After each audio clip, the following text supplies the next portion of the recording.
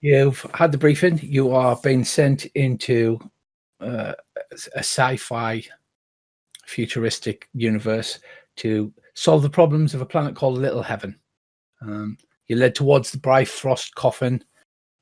You've done your pre-medical checks. You've had your blood pressure tested and all of that things to make sure that you're healthy and fit to jump.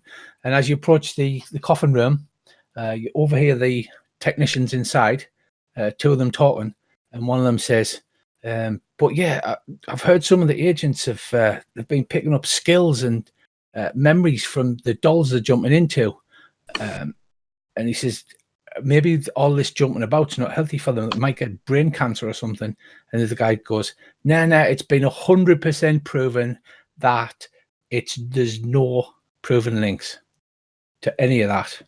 And he goes, do you not think it's just weird? And then you open the door, and then the both sort of look guilty at each other, and they're like, agents, welcome. Nice to see you. So, yeah. He says, we've got your coffins all cleaned out and prepared.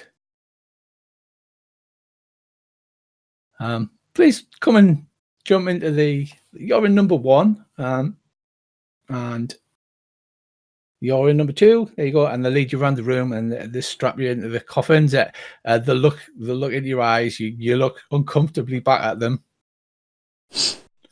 Do you have anything to say before you're shot full of drugs and uncalculable energies?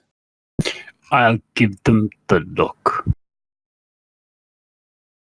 Right, they look incredibly guilty, but basically they pull the lid down. Everything goes dark, and you hop across universes. You feel yourself push through that immense barrier as if you're pushing through a solid wall of gelatin, and you pop through into a bunch of sophonts in a bar, which are human Alsatian hybrids, effectively. Can you all please make me a forceful roll? And I need a great success.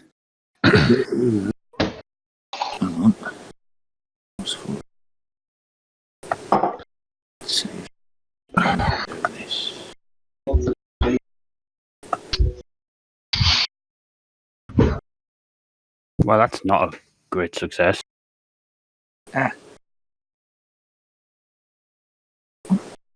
Right, so you by dint of rolling first, you land in a fraction of a second first, and it's as if you're in a darkened room and you've switched the light on, and you can smell everything. You start to retch. You can smell the toilet across the other side of the bar. You're like, oh. Behind next to you, George pops in. He starts to sneeze uncontrollably. This great canine face. It's just sneeze after sneeze after sneeze. Followed by Cathcart, who comes in. Who just grabs his muzzle, wraps both hands over his nose, and sort of rocks gently backwards and forwards, and then finally, Gracie pops in, and everything's fine with him. The two people sitting opposite you are looking concerned as you've suddenly started sneezing and retching and eyes watering. Like I said, you can smell everything. You can smell the alcohol behind the bars, inside the bottles. You can smell the toilet. You can smell the food. You can smell food coming from down the street.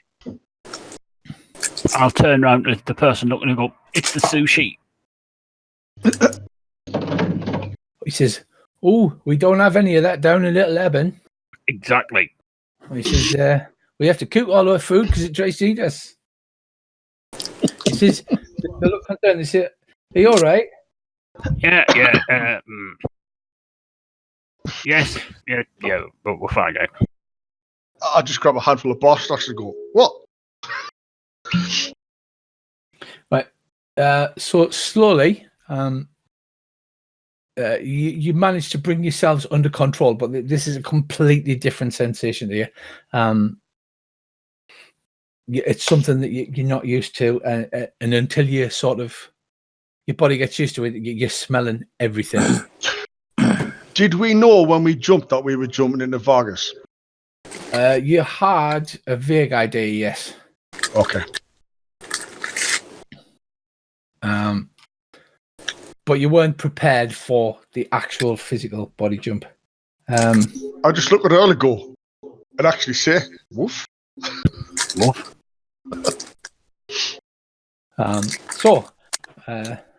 The gentleman who you find out is called Ernesto, and his companion Muriel.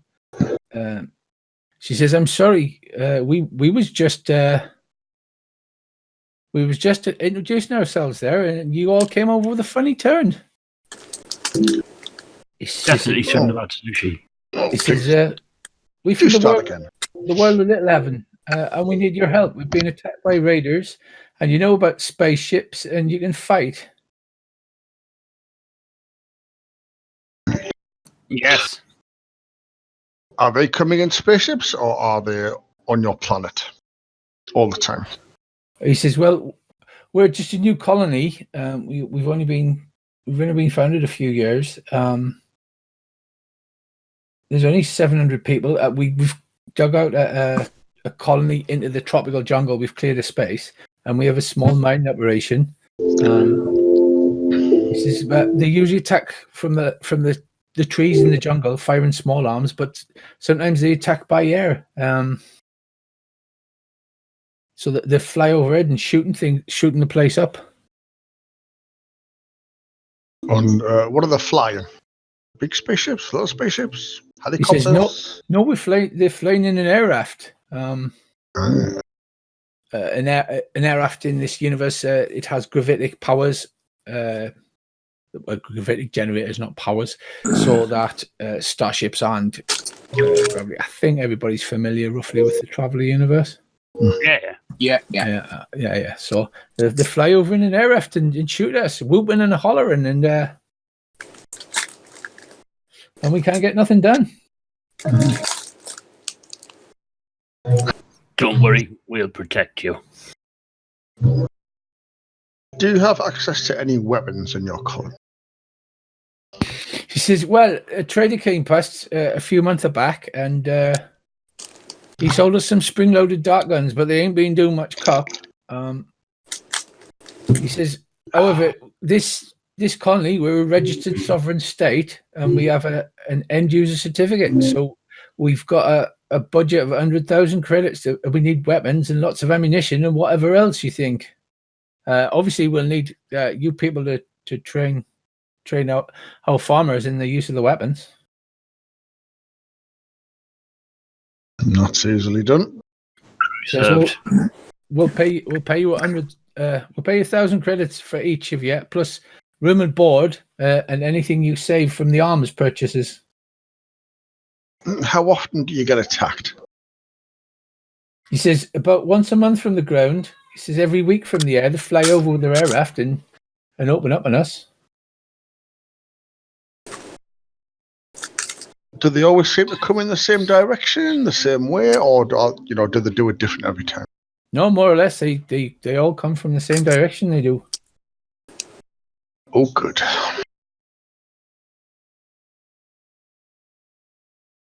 Says, "Do we have any other questions I can help you with?"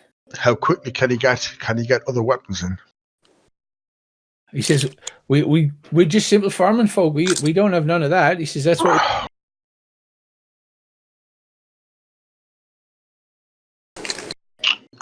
Does he know where we can find someone who can sell weapons? Well, actually, Benson, you know that there's a legal place which is nicknamed the Gun Shop, where you can go and apply for officially legal licensed firearms.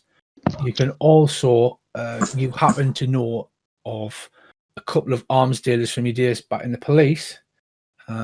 You've got Skeevy Pete and Dopey Reg, who have been known to deal in arms. And I believe the other people, You have two helpers with you, two NPCs, and one of those has the street rise. But yeah, so there's an official channel you can go to, and you also know two black market arms dealers. The official channel is probably going to be cheaper. Strangely enough, these memories are coming unbidden to you when you're thinking about what do you know where we can get some guns.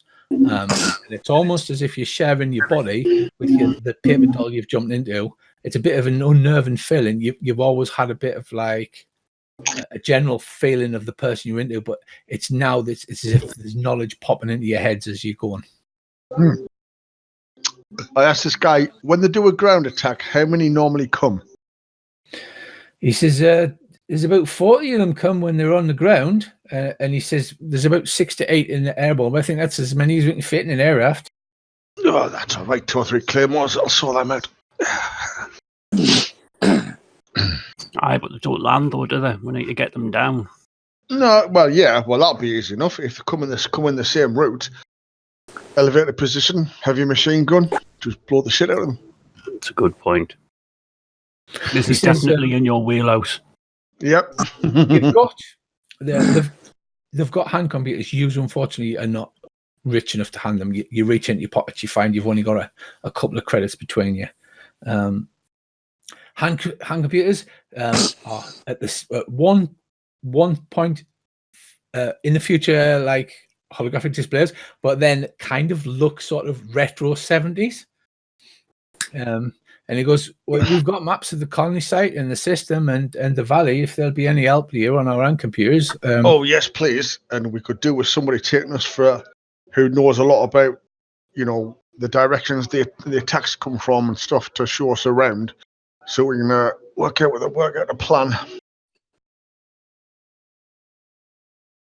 Could we not do with our own aircraft as well? Because I'm not sure I like this air superiority business when somebody else has got it.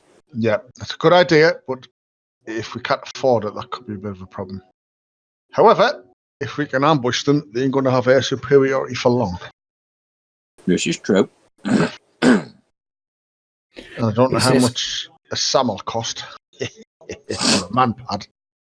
Don't need that. He says we barrage balloons. We can't afford any vehicles, unfortunately. But what we need is guns and lots of ammunition. If you can find somewhere to buy some, we've got some diplomatic stickers. We've hired a far trader called the Loose Booty who's going to run us over there, and we can load the crates onto there. What kind of weapons do they use? Firearms, energy throwers, or what? He says so far they seem to use rifles and pistols, and they seem to have some kind of crude grenades or explosive devices that they throw down from the air rafts. You should have in your journals now. You should be able to see the map of the colony sites. Yep. Mm-hmm. Yeah. Yep. He shows you on his hand computer. He's like, once we get back to Little 11, we'll get you issued some hand computers so you can use them yourselves.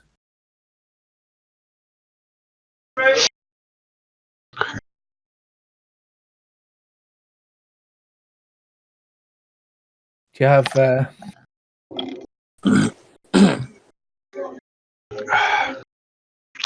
He says so. If you're amenable to these, is there anything else that you need to know? When was the last time you got attacked?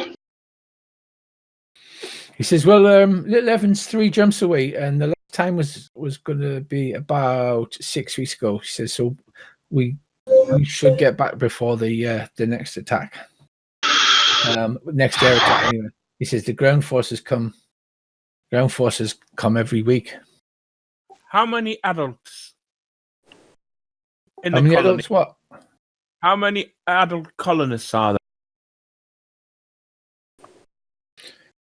there? He says, there's about 700 of us. Okay.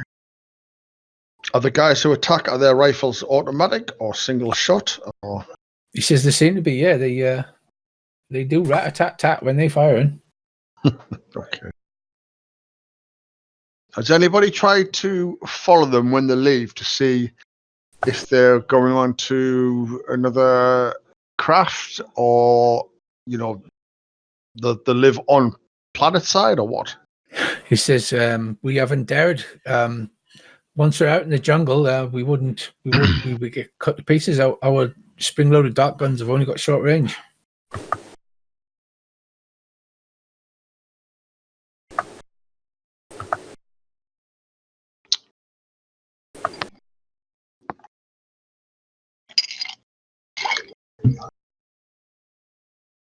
Ah.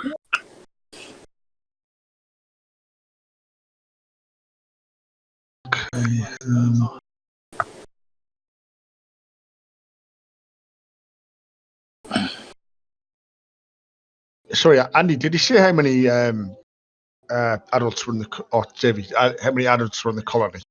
700, he said. 700, yeah. But I asked him, how many colonists are willing to, you know, form a defence force for you? All of them? A few of them? This is One all of of them? us. This is all of us. This is our home now. We basically we have to make it work. It's where we all live. It's where we're going to raise our families. We're going to clear the jungle. We're going to make a nice stead, and we're going to open up the mine, make some money. Sure. Okay. Right. And how much money have you got to spend for weapons and ammo? He says we've got 100,000 credits. He says, but less 1,000 each for you, and then whatever you manage to save as a bonus at the end of the mission, you get to keep with the mission. The end of the mission. So we get richer if we do it on the cheap. But personally, I think we ought to. No, but I think we ought to invest because these people are good people that need our help. Yeah. Okay. Okay. What do you tax? But that's like 142 credits per person for weapons and ammo. Yeah, but the one, if there's 700, they're not all going to be adults, and I don't want to fail women, really. I'd rather fail, you know, single guys, just in case. Poop hits the fan. Well, that's a bit sexist, but okay. Hey, bitches be crazy in a fight.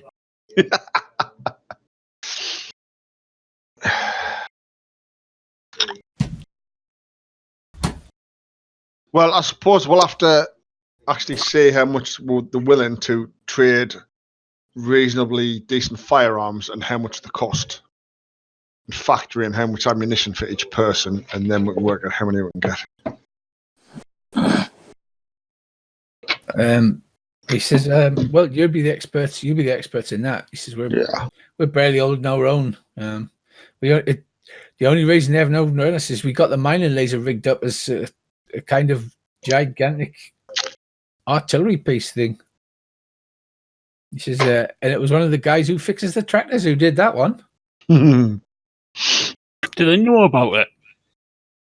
He says, oh, aye, we shot at them a few times with it. Bracy. Mm-hmm. I'm thinking lower. Yeah, same here. Funny enough, I was just thinking, let's dig a trench way out the front, stick a couple of dummies in it with a couple of bloody blank fires. As soon as they attack, they'll go for them, and then we'll just bloody cut them to pieces. Well, that's as good as well. Right, so Ernesto says, Muriel, there you go. Are you got any more questions there, fellas? Or should we get down to business? Yeah.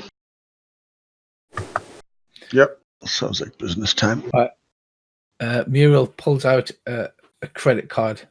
She says, all right, now this has got 100,000 credits on it, but it has to be authorized by me. So when you try to use it, I'll get a message, and then if I approve of it, then the payment will go through. She says, but the ship's booked for sunset tomorrow. Okay. Well, I know a guy. Yeah. You know a guy who knows a guy who robs a guy. Yeah. She says, so we've got you these. So she pulls out a bunch of bus passes and hands you all a bus pass.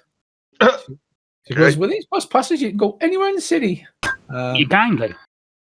And she also pulls out, it says here, a cheap hand communicator, a Nokia 3310. Holy crap. So you have access to a cheap comm unit. Oh, it's got Snake on. Right.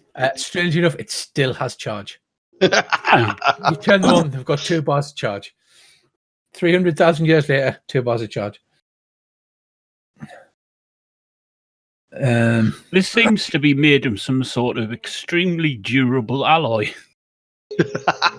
Can we not make a tank out of them and just strap hundreds of them to the outside of a tank?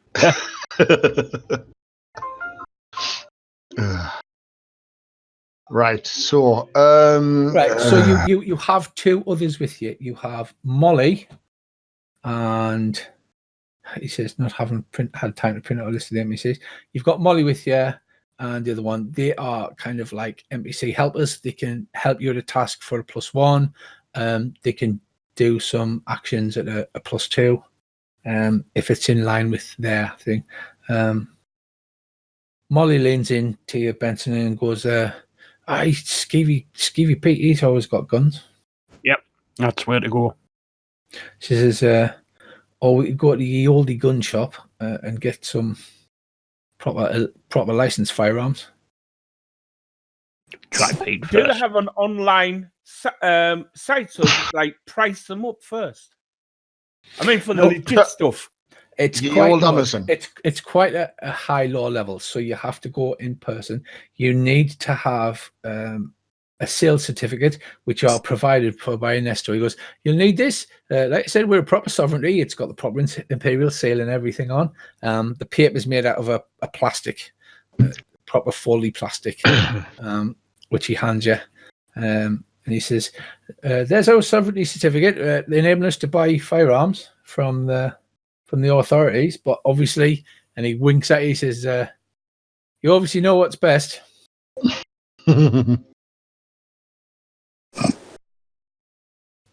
Well, we'll give it a bash. From henceforth, we shall be known as the lower class 18. The lowercase 18. Yeah, the lowercase 18 even. The thing is, we're one short of being the Magnificent Seven. Well, we could be the reasonably good 6. I like it. The vaguely professional half dozen. Oh, I like that. Oh.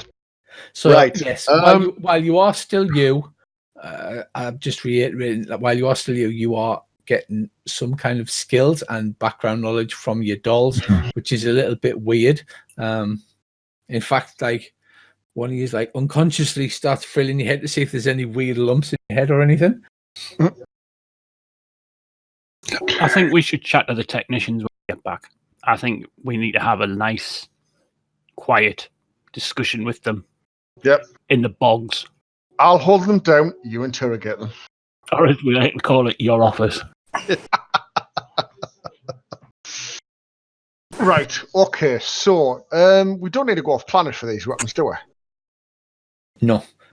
Right, okay. The planets that you spoke to Nestor, they've chartered a far trader, called the Loose Booty. You go and procure whatever weapons you need. You can then call them on the comm links. They'll come up with their diplomatic seals, slap them all over the crates, which means that you can literally waltz them through Imperial customs without them checking, because you have the proper certificates. And as people familiar with travel will know, the Valeni runs on paperwork. The Third Imperium, it runs on paperwork. Earl, are you the ex-copper? I may have once been a police officer.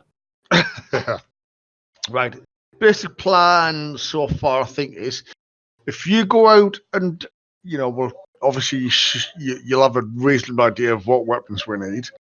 However many days I take that, I'll stay behind and start because I've got instructing the local guys in basic military tactics and stuff like that. And Right. Okay. Slight problem.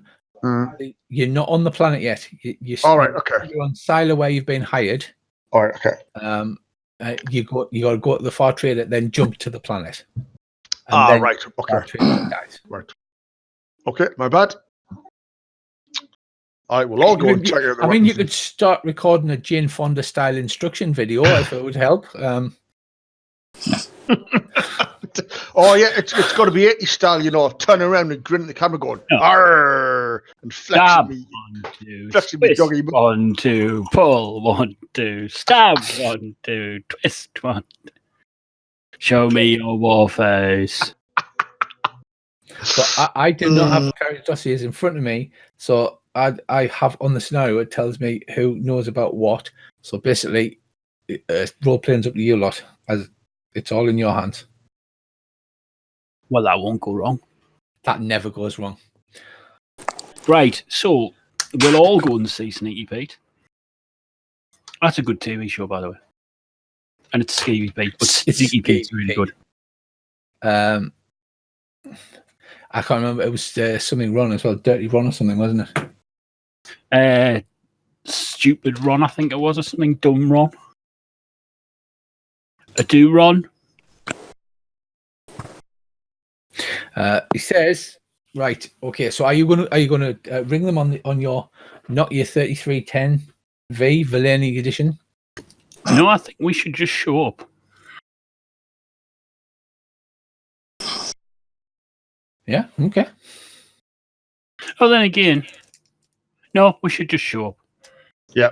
How well known to the police is he? He's pretty well known. But he's not a big operator. He's a bit of a small, slimy guy, and they've never managed to really pin anything on him. Can we take some of the diplomatic stickers with us? So just in case we get raided by the cops, we'll just slap them on the weapons and go, do one. Diplomatic immunity. Yeah. Diplomatic immunity. Yes, you can have a few of these. Oh, that's good. I'll just stick it on the whole building and go away. Diplomatic immunity. Right. So yes. So you're going to try Scavy Pete first. Yeah. Yep. Oh, Right. So we'll play this bad cop, bad cop. That's how I was thinking, Leonard.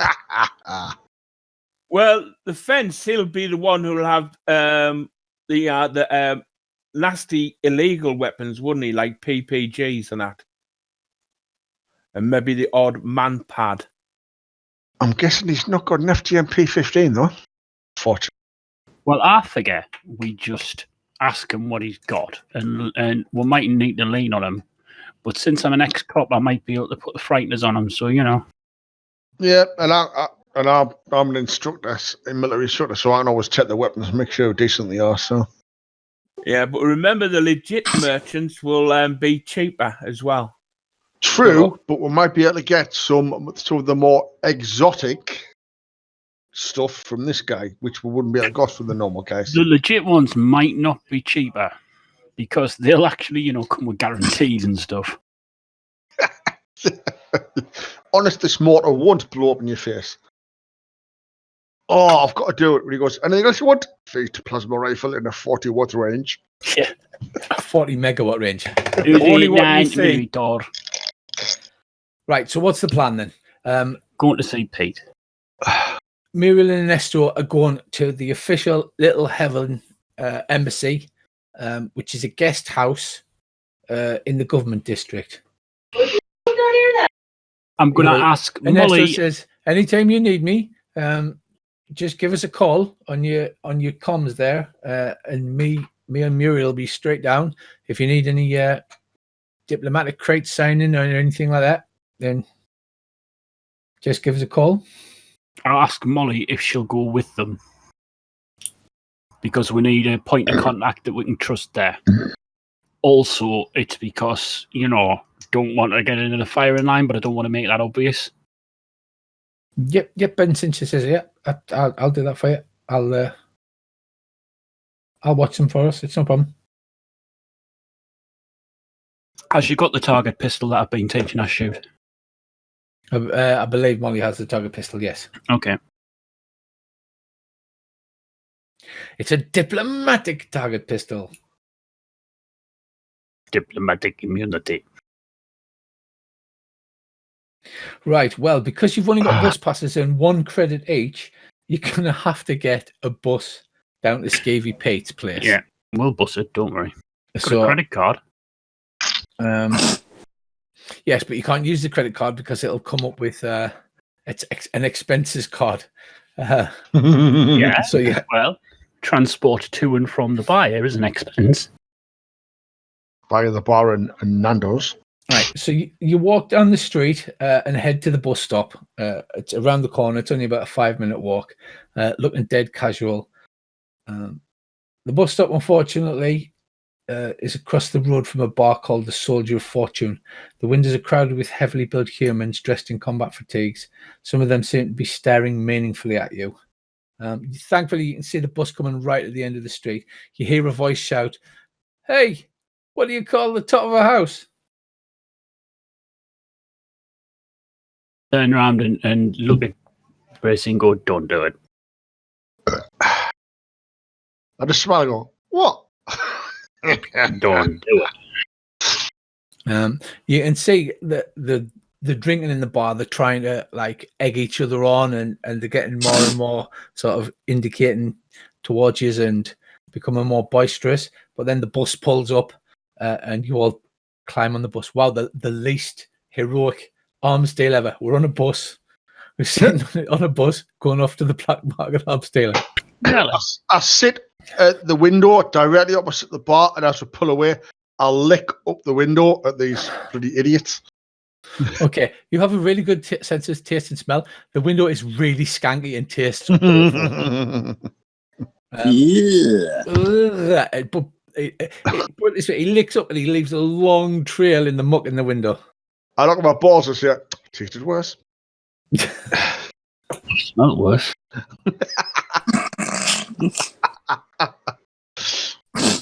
Right, so after travelling on the 176 bus for about 45 minutes, you get off downtown in a rough part of town where it's all half abandoned warehouses. There's no housing or anything around here.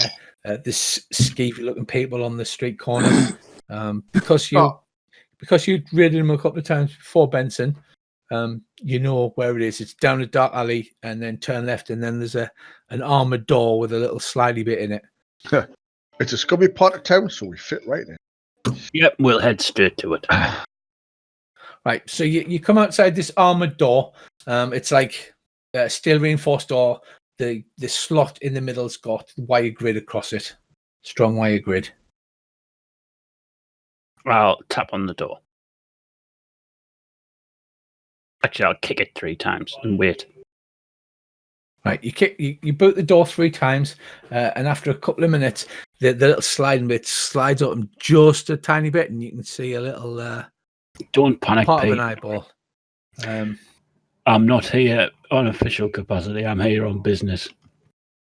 I want to see what you've got in stock. Is that Officer Benson? I'm not doing nothing. I'm not doing nothing. Bollocks! Open the door. I haven't got time for your shit tonight. I'm buying off you, and I've got a lot of money. He says, "So it's true. It's Yep. you've been thrown out of force." Well, I wasn't thrown out. I just think that I'd be better. Pete would be better served if I was looking on it from the outside. Anyway, since I'm not with them at the moment, my legal leanings are somewhat less than they were before. He says, "All right, I'll bite." He says, "No weapons in here, though." I really hope there is. I've got my bodyguard. No, I mean, like, You sell weapons. I mean, are you trying to say that you haven't got any in stock? No, it means no weapons on us to come in. Oh, right. Like I said, he's not a very bright little guy. I'm not down with the criminal parlance. He pulls the door and he goes, "Don't be talking about business on the street, man. Jeez, you know better than that. The cops will come." Oh, wait, you have. I'm not a cop anymore, Benson. And he takes you, he ushers you into this big warehouse. Inside, there's like a small section that used to be an office that's got banks of computers, and there's a big dumb-looking guy carrying a shotgun, an auto shotgun. Do I know what he's called? He's called Vic. Right, Vic. He says, "Mr. Benson, nice to see you again." How's the wife? "She's very good, Mr. Benson. She's expecting as it happens." Again, used to need to get a tri-vid. He says, "Well, the nights are cold here on Sailor, you know what I mean?" True that. And anyway, you know what them bitches are like. So Scavy Pete says, Come on, step into my offices." Right, we'll head over he takes to you his over offices. to the offices, which has got the big row of computers. And he says, What you after?" This is what's your character called, Bracy? Sorry. Lancer. This is my friend Lancer. He'll tell you what we're looking for. You can trust him as much as you can trust me. And considering you got off with your last charge,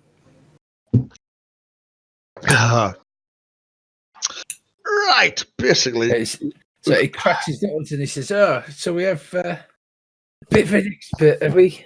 Yeah. 2 heavy machine guns. About 40 to 50 rifles, automatic. A couple of sniper rifles, a couple of mortars, a couple of man pads. Smoke grenades, hand grenades, claymores. You'll not get stuff like that round here, Mr. Lancer. He says the law level's too high. I mean, Mr. Benson should know. Right, can you give me a what should this be? This should be a careful roll, I think. from me. No, from Mr. Lancer. Okay, hang on. You can help if you want because you're. I will help them. Careful. Ooh. Oh, nice. I'll help. Right, so, Davey and Andy, you're looking on because you've not been part of this criminal element before, so you're just kind of like witnessing this going on. But feel free to chirp in if you feel that you have anything to contribute. No, I will. I'm just filing this all away for future reference. He says, "Mr. Lancer," he says, "how much money are you talking?" Pete, we've got export license. It's legit. You can basically offload your hottest shit. Do you wave the license in front of him? Yep. Right. He pulls out one of those like monocle type things, and he looks at it, and then he lets a whistle between the gap in his teeth. He's like, "Wow, that's a jet." He says, the hotter your shit, you know, all that stuff that you've got stashed that you think you'll never be able to sell because it's too hot." He says, "Well, we can take all of it. It's not my stuff, but I don't know if you heard on the news." He says there's an Army Reserve depot got turned over yesterday. La. Put your fingers in me. He says, I smile. "I can get you 4 cases of 7mm ACRs, 3 cases of 250 rounds of ammo. He says 20 cases of 5,000 rounds of ammo. He says I can get you 1 case of 9mm SMGs. And there's 100 boxes of 50 rounds of HEAP SMG ammo. He says we've got combat environment suits, ballistic mesh tabards, plate inserts, combat elements. There's a riot shield. 6 9mm pistols, and a Magnum. Hello, T. Got any battle dress? He laughs. He goes, "You're not finding battle dress here. We ain't no marine store, mate." I know early.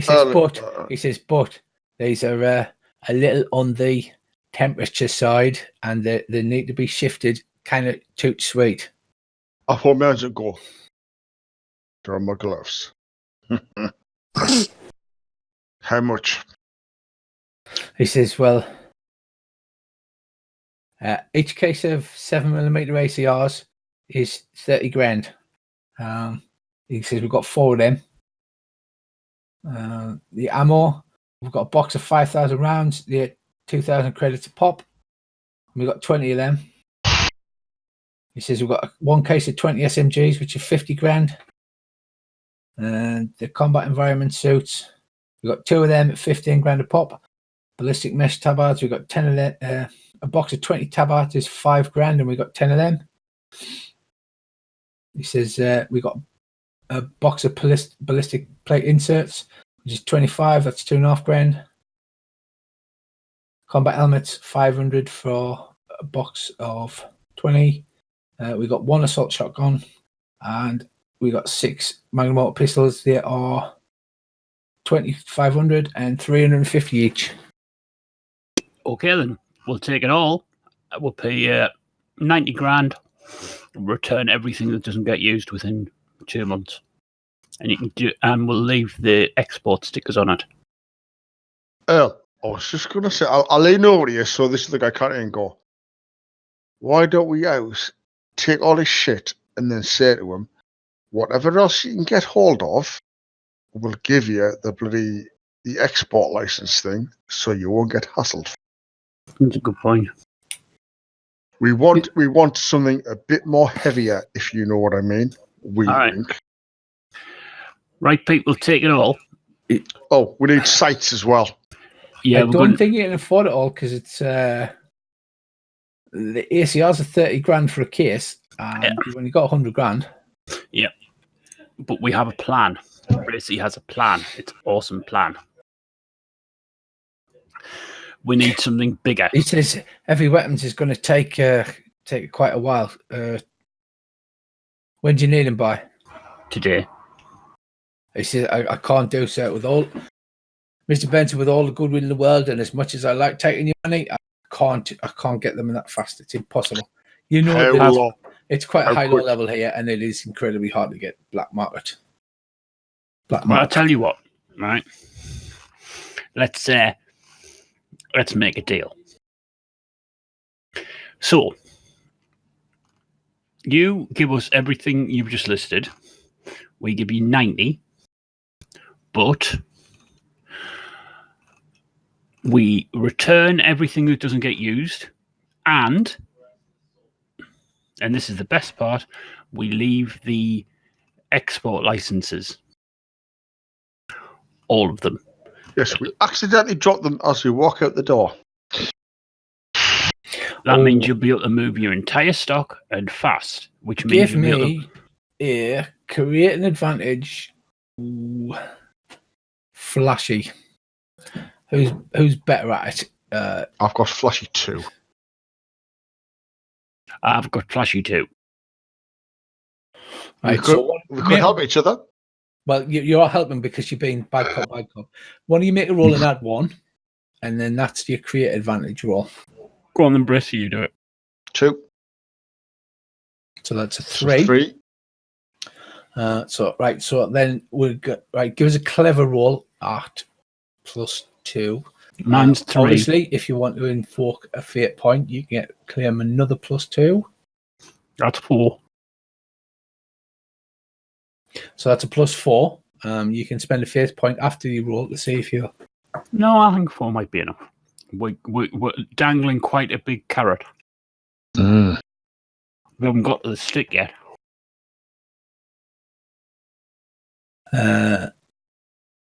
He says, well, that is a lot. It's a lot of budget, that.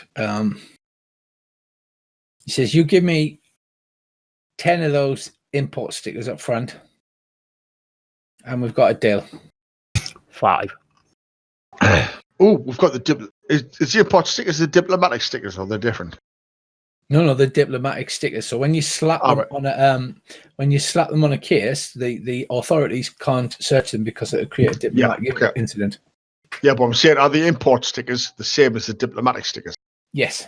Oh, sorry. 5, and you find us something big and crew-served, and we'll give you another 5. He says, "I'd love to help you. Honestly, I swear to God, I'd love to help you, but I can't." Point us at someone who's got one. He says, "This is not my stock. I am just dealing on behalf of several third parties." I know the score. And he says, I'll lean in and go 8, and we also want a couple of sniper rifles and sights.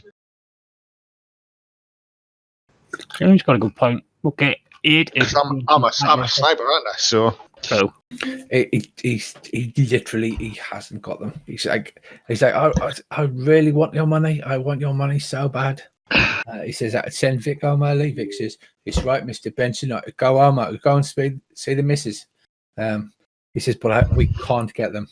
You know it's like a legendary thing to get heavy weapons on this planet."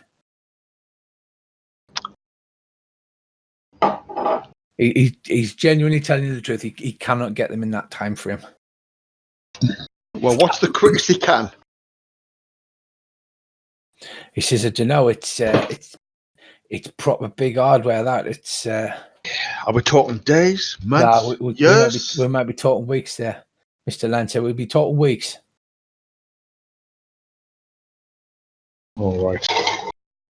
I drag Earl back a few paces so he can't hear us, and I say to Earl, "Right, okay, well, maybe we could try and get them. We'll take what he's got now, and we'll wait in the colony, and we'll wait till they attack next. But we'll obviously let them know, and then we can just analyze the way they attack, the strategy, the tactics, so we're better prepared for them next time when we've got the better weapons. We could maybe pick a few of them off, but I don't know. Of course, I think we're going to need a few more bigger weapons and a couple of rifles. And that's a good call. I have an idea. Why don't we could go to the legit place and get a few really heavy caliber, big game rifles? That should knock the shit out of air rafts. That's a very good point. Actually, well done, Dave. I've completely forgot about the other guy. Why don't we tell fucking the little stinky bastard? We'll say, right, we'll think about it. We'll come back in a couple hours. Yeah. We'll go to the legit guys, see what they've got, see what their prices are, then work out, what the difference is, what they can give us, if anything, that this guy can't, and then we'll come up with a plan for who gets what. Okay, look. If that sounds okay. All right, Pete, this is what we're going to do. We're going to walk for a couple hours, see what we can rustle up ourselves. If we can't rustle anything up, we'll be back and we'll take the deal. How does that sound? Do you think it's worth trying to pull on these heartstrings, saying, we're defending innocent colonists and stuff like that? And no. It could be your family. Not at all. No. He probably sold his heartstrings for a quick buck, did Skeevy Pete. Yep. He sold his granny down the docks. I probably used her. Okay. He says, "I'll make some inquiries, Mr. Benson. I will." And Vic gives you the old finger to the thing. He says, "I'll see you later, Mr. Benson. I will pass your regards on to the missus." Thank you, Vic. Take care, old man. Right. Let's head to the legit dealers. Mm-hmm. Right. There is another option. Mm-hmm. But I hasten that it's a really bad one. Still? Well, the police armory might have cruiser weapons in it.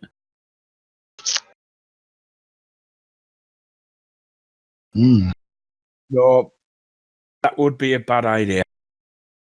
I did say it wasn't a good idea. Yeah. Well, Right, you catch a bus, it does start to rain, so just making you feel that much better. So you stand at the bus stop in the rain, like that smell of wet dog, and the bus eventually turns up. You catch a connecting bus, and about an hour later you arrive outside the Defence Sales Team's office, which is the proper name for the nickname of the gun shop. It's an executive agency of the Imperial government. There's a guard standing behind the transparent plasteel doors. He's human, of course, and he's staring at you. I woke up to him and showed him my bona fides.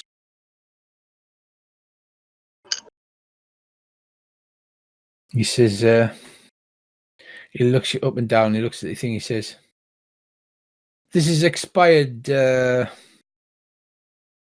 Officer Banson." And Benson, and that's all right. I'll show him the export license, the diplomatic thing. Or the piece of plastic paper. Yeah. He says, "Little Heaven? I've never heard of it." I'm sure your boss has. He's got like plasteel plated combat armor and a full automatic rifle. He says, "Very well." He plants his hand on the palm lock on the wall, and the heavily armored door slides open. Within is a fairly small office, and a clerk sits behind a single desk. There's a door behind him. everybody keep the hands He's off the weapons. a small, bookish-looking man with glasses. He says, "How can I help you, all?" Do you sell cruiser weapons? No, sorry. That's only for registered military forces. What about high caliber sniper rifles? He says, "We do sell hunting rifles, 30 Oh, millimeter." Two of those, how much?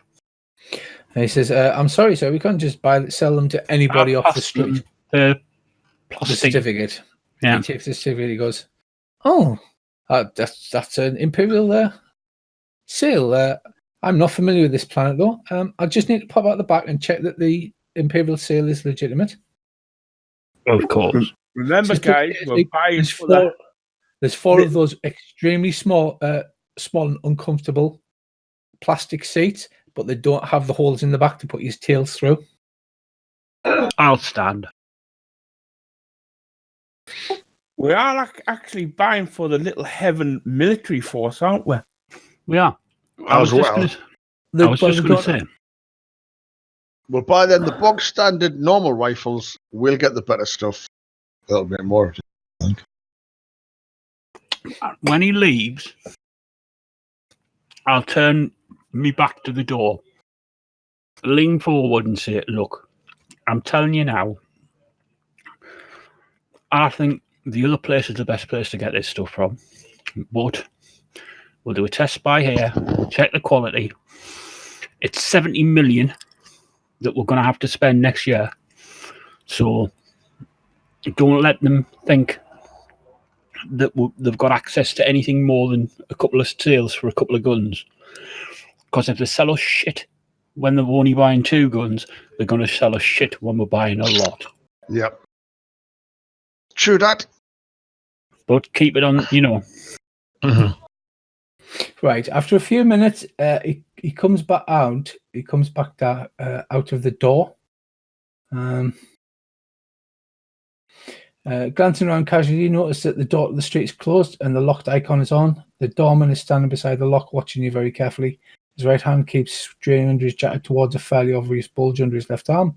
You sure it's just your paranoia, but through the doors you can also see 2 humans standing in the street outside wearing black trench coats. Can you please make me clever rolls?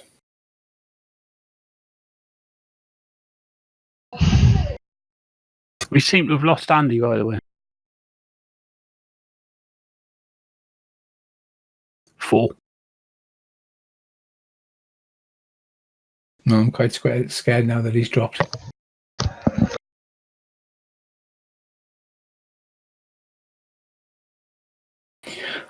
Right. George and Earl, you are still getting used to this, but the clerk has come out, and he smells of fear, and there's a bead of sweat you notice trickles down the side of his head, and he takes his glasses off and wipes his nose fervently, and then puts them on. He says, I'm sorry, this certificate doesn't seem to be valid. Really? That's a surprise. Have you tested it? Yes, sir. I've consulted my superior, and he says that the certificate isn't valid. Oh, that's surprising. Rich, which arm is this guy reaching for the bulge under his jacket, sort of thing? Is it right or left where the bulge is? It's under his left arm. Right. I very nonchalantly just ever so slightly turn so I can see him at the corner of my eye. Yeah. That's all I'm doing, just in case he actually goes for it. So I can react to it. But that's all I'm doing for the minute. Okay. I'll look at this very nervous guy in front of us and say, check it again.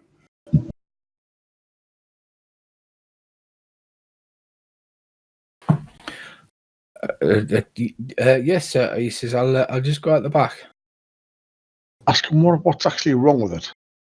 Yeah, that's a good point. What is wrong with it? He says, do you know, sir, we have a machine that reads all imperial sales, and it just says that this one's not a legitimate state sale. Oh, I'll start walking with him as he goes towards the back door. Can I see? Because I'll have to tell my employer what's up. And I don't want to He says, no, this is around. an imperial office. Civilians are not allowed behind here. Oh, but that's all right. I'm not a civilian. And he makes a dash for the back door. What? He makes a dash for the back door? Yeah, he like behind his desk. There's a door behind it that he goes into the office, and he goes to dash that. He drops the paper and he makes a dash for it. Oh, swipe the leg. Okay, we've lost Dave as well now. Huh. He's in Dave, can you hear us? Discord. Yeah, I can still hear. I'll have the reconnect on the D20. All right, okay. I have texted Andy to see if he's okay, but I haven't received a reply yet. Not the bloody power cord. No, that would just be all and all, wouldn't it? It would be quite. I will quickly sweep the leg. Right, he dashes for the door. He drops the paper. The guard seems to go for his gun, Bracey. Right. As he puts his hand in the left hand side, what I'm going to do is I'm going to whirl round and basically try and jab his arm. So it smacks it further into his left hand side, but so he can't get the gun out. Oh, clever. Okay. That is a created advantage then, sir. So give me a quick roll, please. Quick.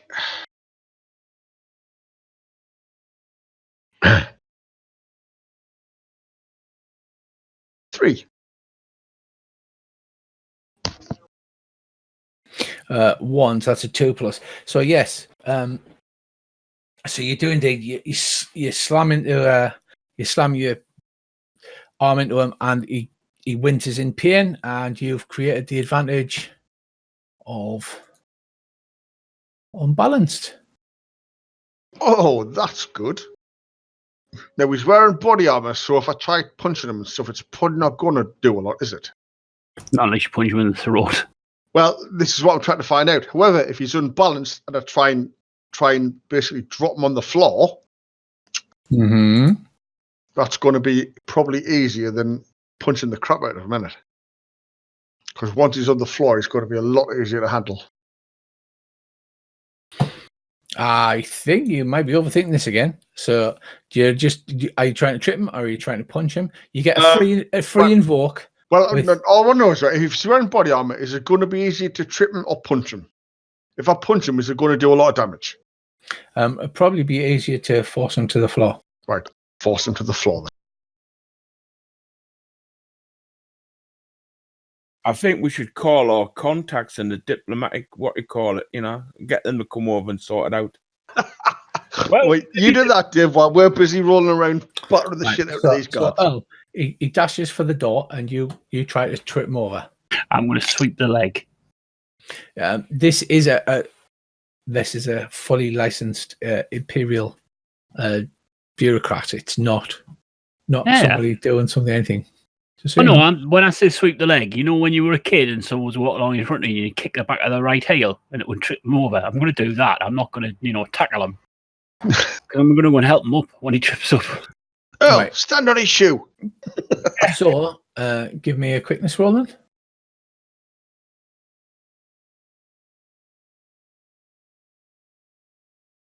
That would be a 1. Right, so he's currently beating you. You can spend a fate point to add +2 if you can. I will spend a fate point. If you can justify it. So how would that? Well, I go to kick his shoe as he's rushing forward. I miss his shoe, but I catch the end of my toe catches the back of his knee.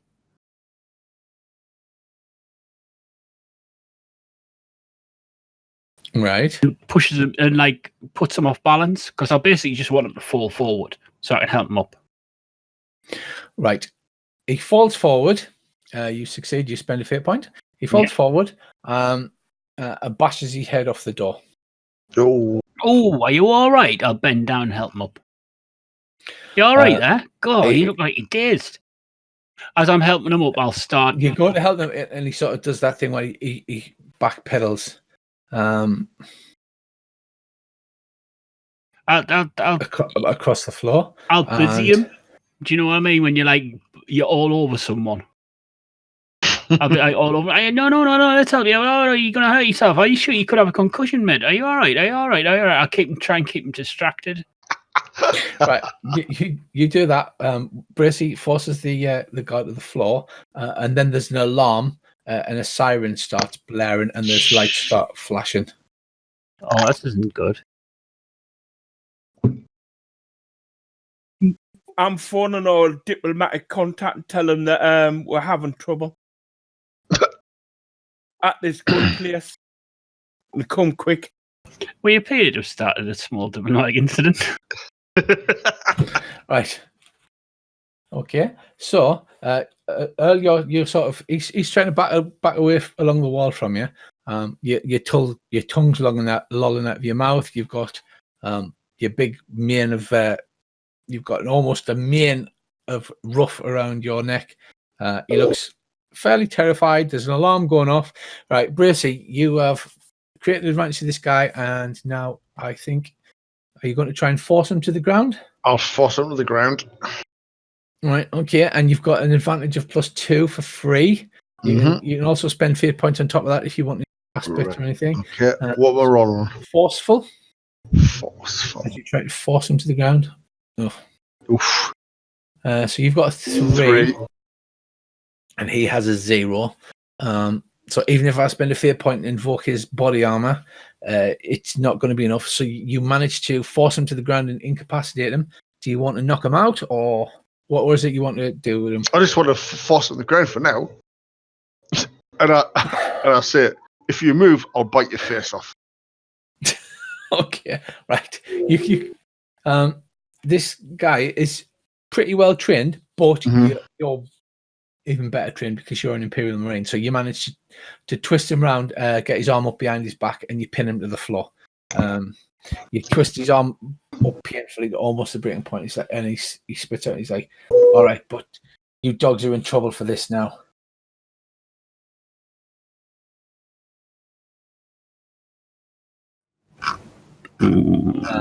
Benson, you know that the police will arrive in about 2 minutes. They're going to be cross, aren't they? they're going to be extremely cross. You already got like the suspect mark against you.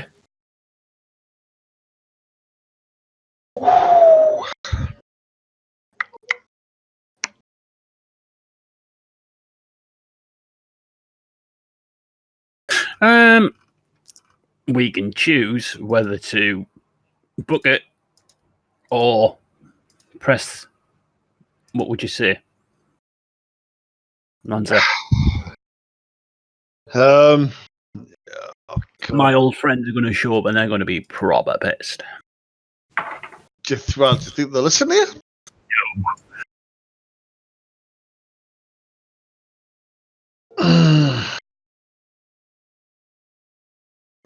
Can I see outside the doors, Richie? Yes, it's Are these guys outside still there, or have they made a run for it when they once see the the alarm ship? started going off, they seem to have disappeared away. No, we haven't done anything really wrong, but looking at it from the point, you've assaulted an official Imperial employee and a guard employed in the service of the Imperium. That's well, I pretty haven't assaulted him. I just went over to help him when he tripped. Yeah, and no, Bracey's out and out assaulted in a no, yeah, Bracey absolutely assaulted the guy. It's all right. I've done time. It's no. Really? I'll turn around. Yeah. Oh, of course I've done time with the stockade. Jesus. We should leave. What kind of sidearm does the guard have? It's a 9mm auto pistol. I can keep it. I'll pop the magazine and disassemble it. And yeah, I was going to say take the working parts out and then chuck them once we're outside. Did he have a rifle as well, Rich? You said. I did say that in error. He has one, but it's in the gun case, in the security lock gun case. Okay. Like off to one side. Well, we need to make a decision. Are we running or are we, because we can't get the bus? We're leaving. Or are we just going to stay and go, it's these twats' fault? No, they want us to leave. We'll leave. Let's just Come on, just slap diplomatic stickers on ourselves and go. Fuck this. I was just believe it. I've been waiting all night for you to say that. That is such a good idea. Diplomatic immunity. Diplomatic immunity. You know that this planet is very anti-Varga to start with. So, and Earl's got a black mark because they claimed he was a bent copper. So it's really going to go badly for you, I would imagine. Oh, can we say diplomatic immunity on the front door and go, this is mine. Fuck this. This is now our... I think we should do post haste and head to the empty. Yeah, I think we should. Guys, let's leave and jump in the van, eh? And then we'll head There's obviously something else going on here. Yes. But I don't think we've got the time right this second to find out what it is. Let's just get in the van, right. boys. Okay.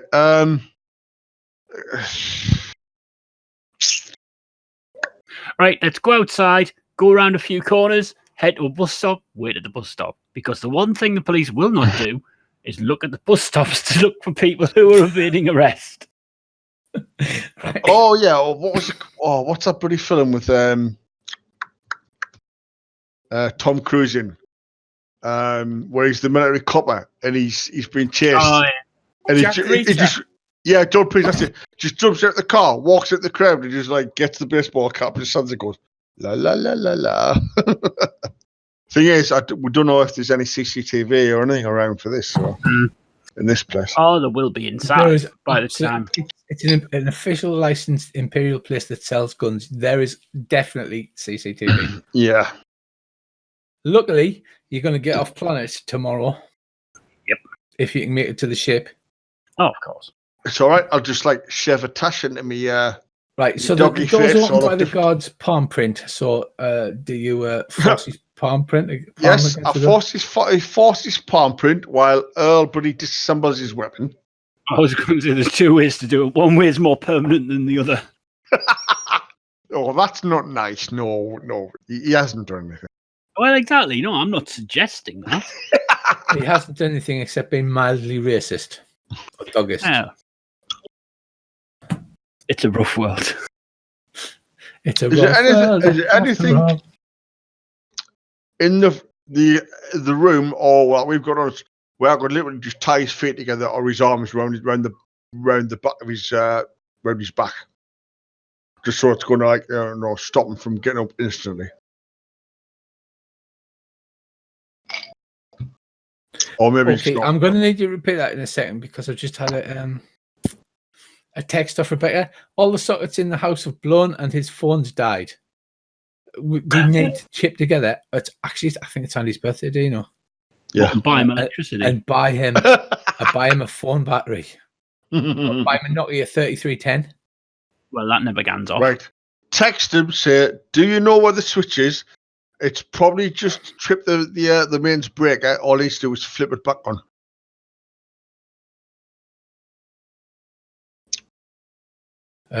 He's waiting for the emergency electrician. He really has no luck, does he? Right. It doesn't. So, Right. so you force the palm against the lock. Right. There's a retina scan, but obviously it just scans his retina. The door goes on. Is there anything I can grab just to tie this guy's hands behind his back? Even if it's only like a weak tie, just for give us a little bit of a. He'll have some zip ties and some cuffs on him. All right, I'll zip tie him or cuff him and say, "Don't worry, you'll live. Sorry about this." And then tie him up, and then we'll make a leg for it. And GTFO out of Dodge. If that's okay with everybody else. Right, so you do that. He growls at you, obviously noticing.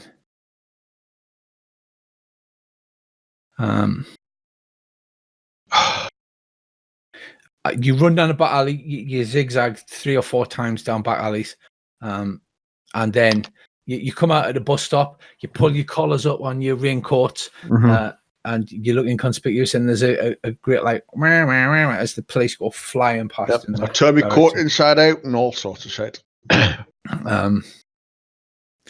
So you climb into the bus looking sheepish.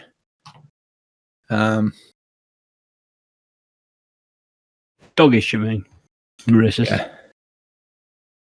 I'll phone our contacts and tell them we're heading towards them. Right. Away. So are you going back to Scavy Pete? Yeah. Right. Well, we'll go to Scavy Pete and go, and just look at them and go, you should see the deal that they've give us. Sorry, mate. Nah, And he'd be like, oh! He'll probably have heard about this by the time we get there. It'll be on the news. We should get there and seal the deal before he watches the news.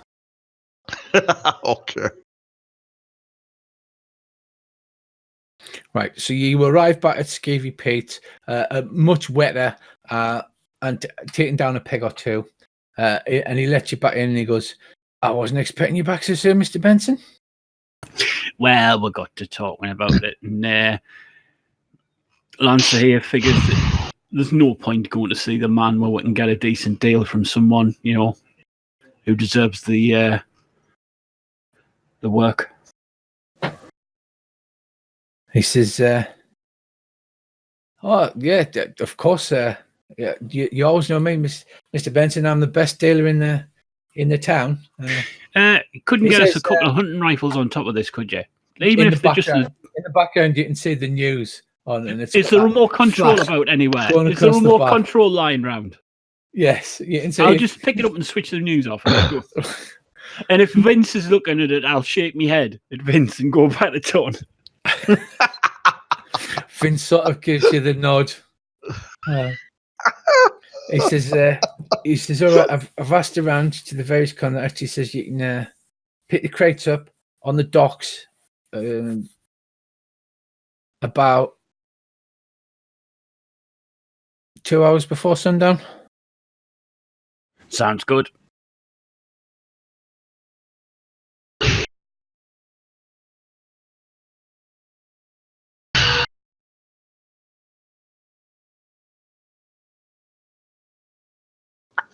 So you're basically going to lie low in some kind of dive bar.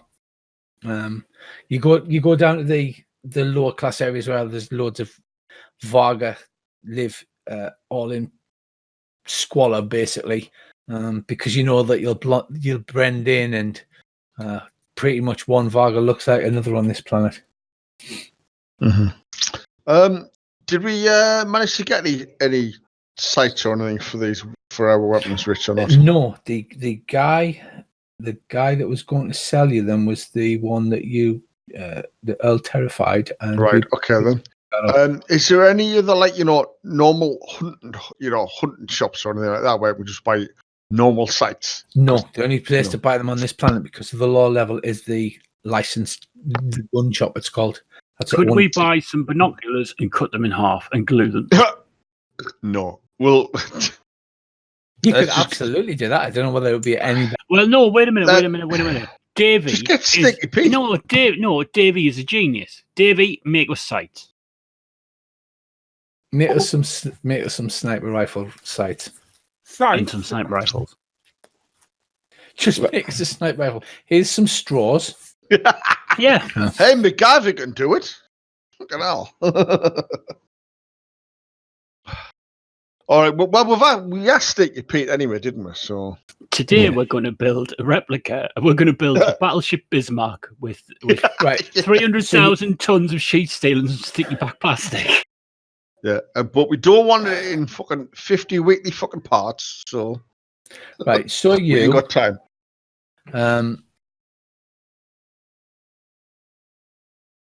So you lie low in a Varga strip bar, effectively. How? No, seriously. Because they just dance provocatively and wave and shave. Yeah, a lot. I'm game. I spent my 1 credit. Oh no, we're on expenses now. Yeah. I look at it and go, give us a credit card. Yeah. The credit card comes up as like tip for strip club declined. Damn it. Business lunch. Yeah.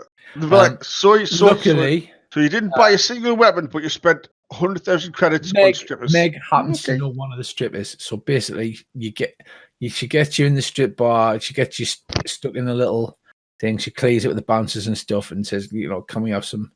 Gets you some complimentary drinks because you're hiding out of the way. But Meg sorts you out. And then. Oh no, it's Molly. Basically, then you go for your high-powered black market. Then you get on the bus again. You sit there. Wait a minute, we're going to carry all this stuff.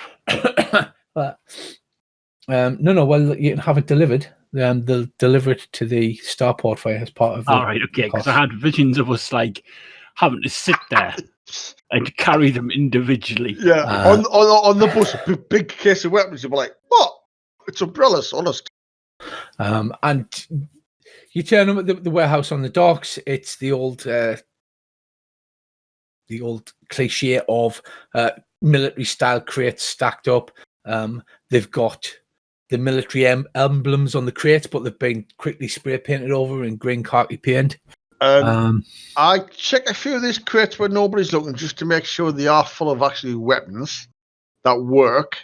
Oh no, check them all. Yeah. Well, I'll check as many as I can, but obviously, if there's people around, we don't want to be whipping out rifles and stuff like that. But it should be easy enough to see, have they got working parts and stuff like that. Right. So you check through all of the rifles, the crates. Mm-hmm. Did you check all of the crates? If we can. Yeah. You've got time that. You check all of the crates and the rifles. They're all, as they said they were, sealed in military cases. The cut out polyform. So they're all stacked out in cases like a bad 80s action movie. Ah, cool. And he says, you pay for them, and my companions here, he says, we drive them to the starport for free as part of the price for you. These are people that you've never met before, Benson. Oh, it's all right. We'll be Assume- riding with them. The high level people. You're going to be riding with them. Yep. So they'll load the crates into the back of a truck, a big industrial truck, and yeah, you cadge a lift there. Yeah. Yep.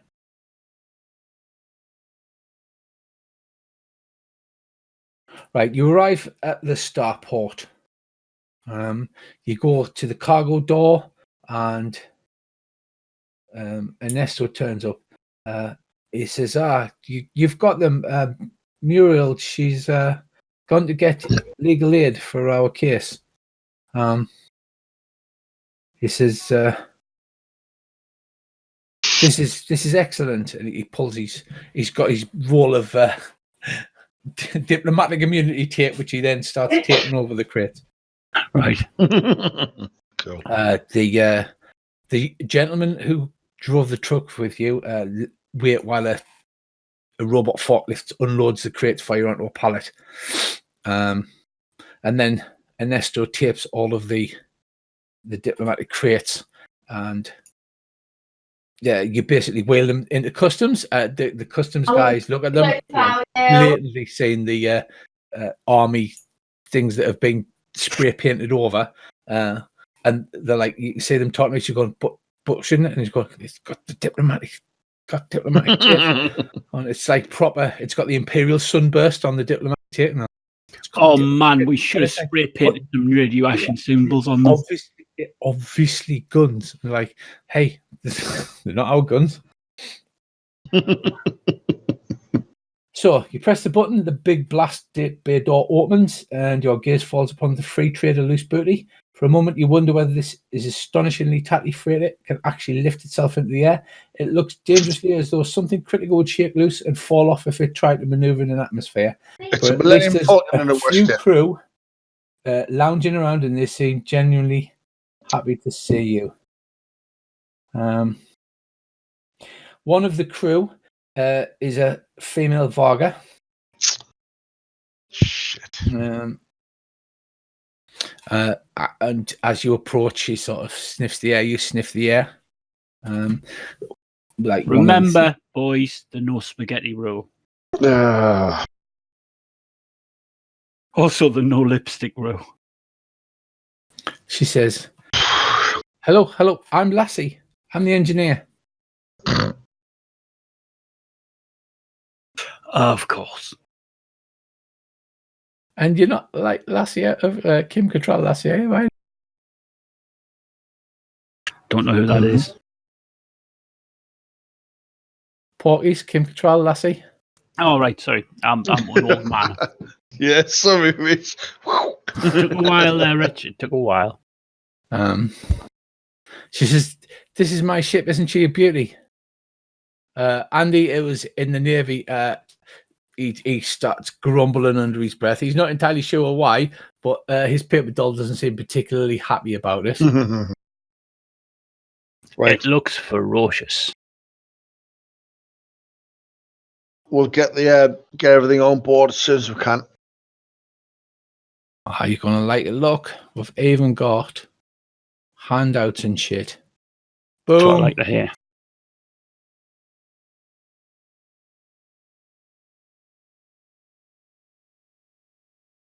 Right, there you've got the full listing of the ship and where it is and what it's got. And it's kind of vaguely Millennium Falconish shape. I look if there's a particularly hairy Varga that looks like Chewbacca. There's not particularly, the only Varga is Lassie. Okay.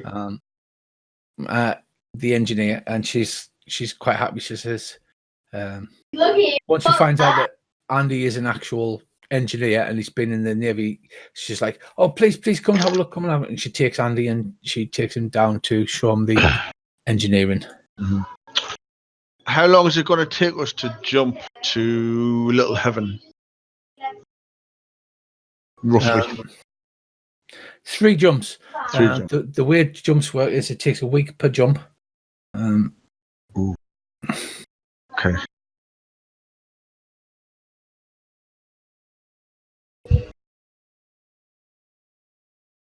And you're basically waiting for Muriel.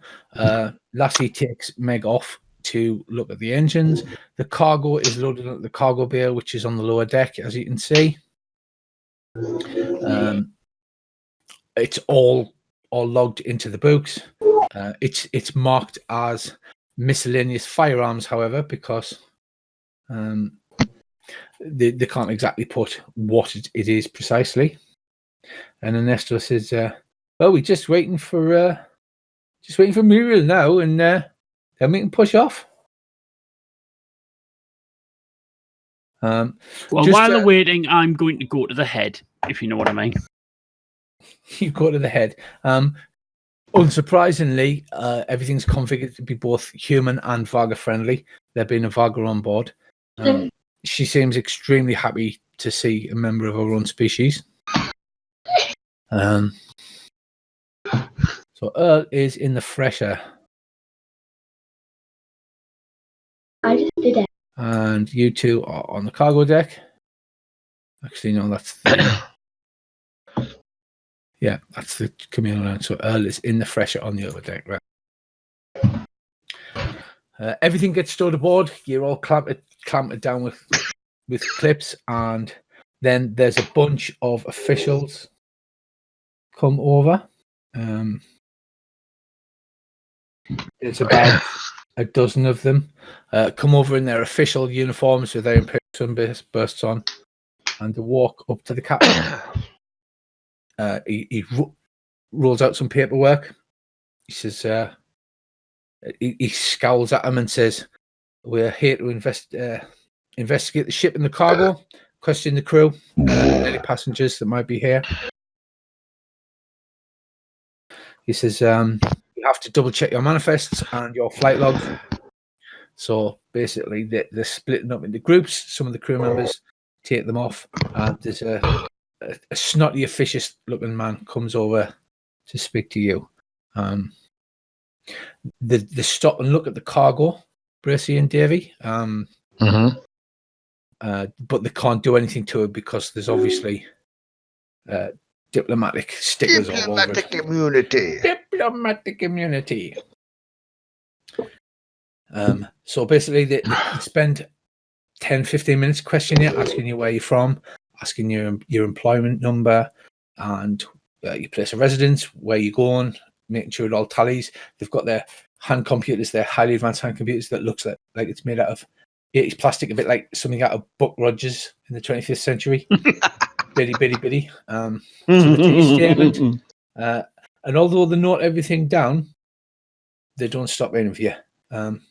Lassie comes over and says, "That's very unusual, that." But they go all through the crew. Eventually, Earl, you come out of the head into the lounge, passenger lounge, and you're also questioned by these officials. Muriel, at this point, Muriel turns up, and basically, they don't seem to find anything that they can nail you on. So Luke's booty prepares to depart.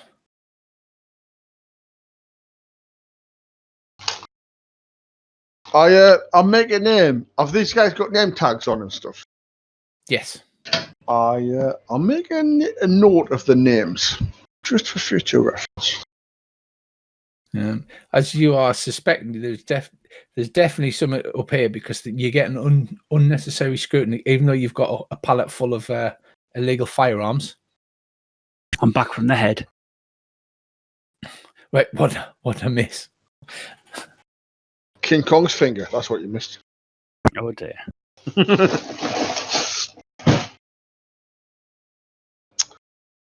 Right, okay. Well, if we're free to go, we'll go.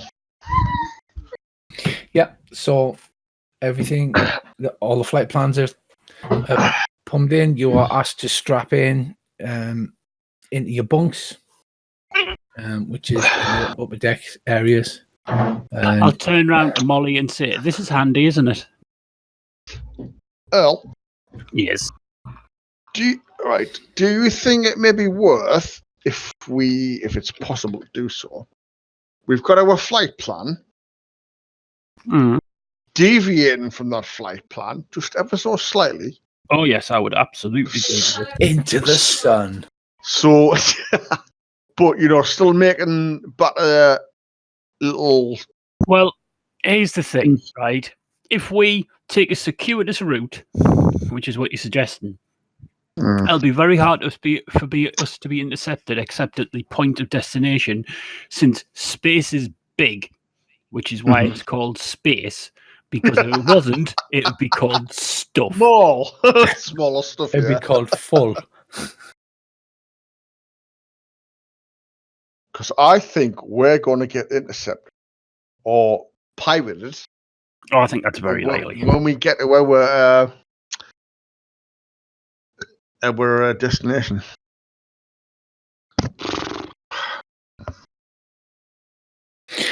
Okie doke. Right. So you can approach the captain and ask him this, because you're not flying the ship. The only person who is capable of flying the ship is Dave. You're a scout, aren't you? Yep. Yeah. Davey's the only person who's had experience flying the ship. Of course, you use the fate system of roll 2 dice, press a red button, and see what the fuck happens. Well, I mean, we could just tell them that we're very, very aware that the fact we think we are going to get attacked and boarded, therefore we think it might be worth taking a slight detour. But it's up to him. Dave, can you give me a careful roll, please?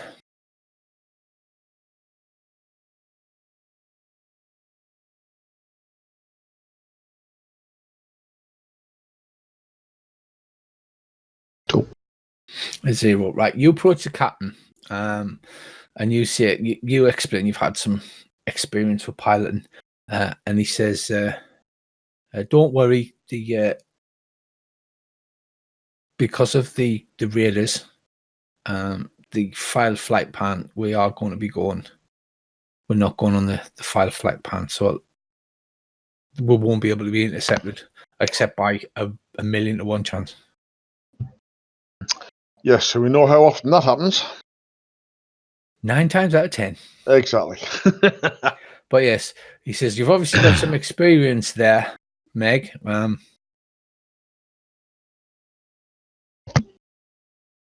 I do appreciate your cautiousness, but we'll be fine. Right, so you've got 3 weeks to have fun. Right. Is there anything you particularly need to do? Do you need Davey to build you some magic gadget arms? Yes. No, you need Octopus. You need to build magic gadget sniper rifle scopes for the sniper rifles we don't have. Well, we don't have any sniper rifles as long as a normal rifle, which has got really a 7mm ACR, which is basically a Space M16. That'll still reach out to 500-600 meters. You can spray them silver if you want to look them more futuristic. That's always a good idea. I'm going to check in the 3 weeks. Rifles, basically an M16 with sorry, go Rich. No, go ahead. In the 3 weeks, I'm using my military tactics and instruction shit. I'm going to check every single rifle, make sure everything works on it, grease it, and make sure it's working perfectly. Okay, give me a clever roll, please. How clever are you? That's what we want to know. Fair. He's as clever as a clever thing. Clever as a clever thing. Right. Okay, basically you search through them. Everything seems to be as it was promised to you. I'll wait for it. Except the combat environment suits could be converted to vacuum suits with the addition of air tanks. You realise they've got the coupling points and all you need to do is to them. The helmets are designed to fit humans only, the combat helmets. But you realise that they are B grade and it looks like they should have been returned to be repaired, because it looks like they might have a fault in them. Right. What kind of Beggars fault? can't be choosers. Exactly. It's better than What nothing. kind of fault? What you need to do is put one on and get somebody to shoot you in the head, and then you'll find out. Go on Okay. then, I'm game for that. Okay, let's go for it. Do I get a skill increase tick? Other This is a than- callback to RuneQuest when I actually tried to kill a character just to see if I get an increased tick. Other than that, you didn't get the assault shotgun, the auto pistol, or the magnum. You just got the crate. You didn't get the individual items. Okay. Wow. I think we were going back for this sneaky bastard after this adventure. Oh, no, he was just a third party man. He put you in Yeah. touch with the guys. He was definitely trying to do you a solid. He's bent, but he's like, for a bent guy, He's all straight right, as Pete. possible. Like. Well, put it this way, Pete's one of the few people that under pressure didn't inform on these suppliers. All right, I'll just bite his ankles. And... Well, that'll work. Right, Dave, you have got. Right, you've got. There's 100 boxes of 50 rounds of SMG ammo heap. If you're wanting to build anything fun. That's high explosives armor piercing, ain't it? Yes, it is. It's got Yes, that's big deadly. bangs. And you're the gadgety type person. You're also the. Can I get David to have a look at these helmets to try and find out what's wrong with them? You can certainly ask him, Dave. You're the expert in the gadgety type thing. Chuck him out and goes, what's wrong with this bastard? I'll have a good look at them then. Go on then.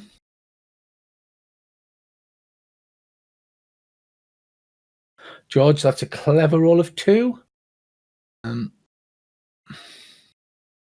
Right. The construction is a plasteel helmet constructed using a crystallized lattice. So it's got strength, but it looks like the lattice is faulty and they may shatter if they're hit by a high-powered rifle or something like that. Can you fix it? No, it's literally the casting process for the helmet. It hasn't been cast properly. They should have been sent back as reject. These don't look like they were knocked out of that army depot. Well, it's better than nothing. We'll just stick on people we don't like. Yeah. Yeah, other than that, Dave, you noticed that with that roll, you noticed that the combat environment suits can be converted to vac suits with the addition of air tanks. It'd be quite easy for you. You'd need maybe a good roll to do that. And Well, I could give it a go. What's the worst that can happen? Or does anybody want to give us a hand? I'll give you a hand. Yes, I'll give you a hand as well. the ballistic mesh tabards will fit a Varga, i.e. it's got the hole for the tail. And the combat inserts, they seem secure, Dave. You check them out and they seem solid. So they're like the ceramic inserts to increase the bulletproof protection.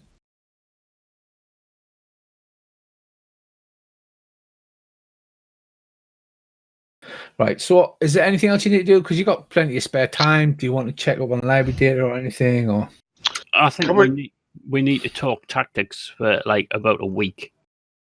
I'll find out as much as I can about this planet, survey results and all that. Yep. I was just going to say the same, Davey. Is there any survey results for the actual colony site itself? yes, there is. Okay. Then what I'll do is, from the survey results, I would try to make, from each position and arc, range cards.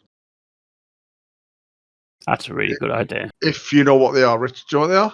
Yeah. Well, you mark them out and it's like 100. Yeah, you might, So that you can position's range at in. 100. Yeah, basically. Drop 2 degrees. Yeah, Drop 5 degrees. exactly. Right. These heap ammunition, do we have the firearms that fire them? Yeah, they fit in the SMGs. Okay. So you've got basically Uzis space Uzis. You've got space Uzis. You can also split them. Spoozy 9mm. Silver spoosies. I should have given you the library data. Little Heaven is the only inhabited world in the Blinn system. Smaller than standard, but dense core gives it a surface gravity of 0.92 g. It's a warm, pleasant world, mostly covered in jungles with a few major mountain ranges. Some 15% of the surface is covered with water, mostly found in thin seas which divide the landmass into 6 huge continents. The atmosphere is a little thinner than standard, but off-worlders rarely notice since the reduced gravity compensates for the lack of oxygen when undertaking physical exertion. The native flora and fauna are relatively undeveloped, with no significant large animals to provide a threat to colonists, but are generally compatible with human metabolism, i.e. delicious. The world was colonized in the Long Night around 365 years before the Third Imperium, and it has not gained any imperial development grants and is still a low population, low technology, non-industrial world with no starport. In theory, Little Heaven is rated by the Imperial Scout Corps as being ruled by self-perpetuating obligori, effectively the elders of the colonists. In reality, the colonists often operate a specific clan system. In such a system, the locals are all members of families, each of which has a specific job. Thus, there are talkers, fighters, healers, growers, herders, butchers, etc. Their name reflects their role in addition to matey or patriotic names, and nicknames such as Sam's Boy, Shifty Dicky Talker, or Dave the Blacksmith. Those wishing to do business within a specific clan are generally required to undergo adoption into the most appropriate family. They must then uphold that family's interests and good name. Casual visitors may join the guest clan. Once adopted into a clan, taking on the attributes or responsibilities of another clan is frowned upon except where necessary, e.g. in an emergency. Those who abuse local hospitality are expelled into the pariah clan. Blinn is a binary system, but the second star, Yid, is a distance with only a few rocks orbiting it. Worlds sharing Little Heaven's sun are Taurus, a hostile greenhouse, the thin asteroid rings of Follis Ring, and Orion's daggers. Ferren, a large cold desert world. Tanyan, a large gas giant ringed by fine ice and dust, and its own barren icy moons, Forsella and Yillis, and Kaelin, a small ice ball. There you go. You also... Yeah. Sorry. They reckon that they're roughly attacked once a month, aren't they? Every week by people on the ground. People on the ground. By people in the air using an air raft. Right, okay. Carry on, sorry, I'm using a plan. Right, you also catch snippets. Well, you don't catch snippets because when you're in jump space, you're isolated inside your warp bubble in the ship. When you land at a starport, the Travelers Aid Society automatically uploads the latest news to your computer, so that people on ships can check the latest ships. So you see yourselves on the TV on Crime Watch as like, do you know these four Vaga assault an imperial arms depot. There's a story about a Scout Type S that was found floating in space with an enormous chunk taken out of its hull and strange markings that seem like ropes have been wrapped around it, and it's the hull is compressed. How far away? Within a jump 6 range. Okay. And you also see a lot of publicity pieces like join the Imperial Navy. You can never trust a Zordani. They'll get in your head and that kind of thing. The Starship Troopers type publicity things you see. Mm-hmm. I'll look at the jump chart, Rich. Is there, from Little Haven, is there anything within a week's 1 week's jump? Is there any other star systems? Yes, there's the systems around it.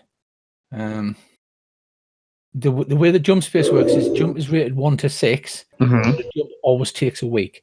So right. Okay. A jump 6 ship can jump the same distance in a week. Can jump 6 times the distance of a jump 1 ship, but it still takes a week. It's something to do with warp bubbles and magic. I'm just trying to work out if these guys, if they're attacking every week, if they're actually on the planet somewhere, or if they're jumping in to maybe even from in system to attack the colony.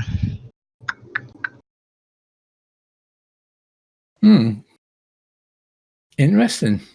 Right. The 3 weeks pass without any kind of mishaps happening. It's simulated night when the ship eventually exits, jump into the little heaven system. You awake and gradually drag yourselves out of bed and into the lounge area to have breakfast. Here is Earl goes for breakfast. You're like, oh, look. We've got all Firefly about it. Sausages. Sausages. Rich, is this ship that we're in now? Is this being just hired for the jump, or is it going to hang around after the jump? You didn't ask, but Ernesto and Maria's on this one, so you can ask them. Yeah, I'll ask them. Because what I want is to see if we've got anything that we're like a station in orbit with sensors on, to see if there's any of the ships jumping in which coordinate with the attacks, or if it's if we can work out if it's just coming from planet side. Right. So Ernesto sits down to have breakfast with you, and he says, "Well, basically, these people have got they're going to hang around because they've got exclusive trading rights with our community for the future. Right. That's what we hired them with." Okay. The comm system comes over. It's got a slightly tinny speaker. It says jump complete. Course set for Little Heaven Planet, and a system map pops up onto the view screen, the communal view screen that's in the lounge area. It's like having a big high def telly. The system map pops up on the screen, which is in your journal, and you can feel the maneuver drive kick in. You have got gravity generators, but there's a slight bump, as it will, as the gravity generators compensate for the backwards thrusters. Then the bridge begins playing a stirring brass band music for your listen pleasure. Is there any chance of doing Suddenly, a loud thump reverberates through the hull. The brass band disappears and the ship lurches, throwing you out of your chairs and breakfast all over the floor. The gravity switches off. Please roll me a quickness roll.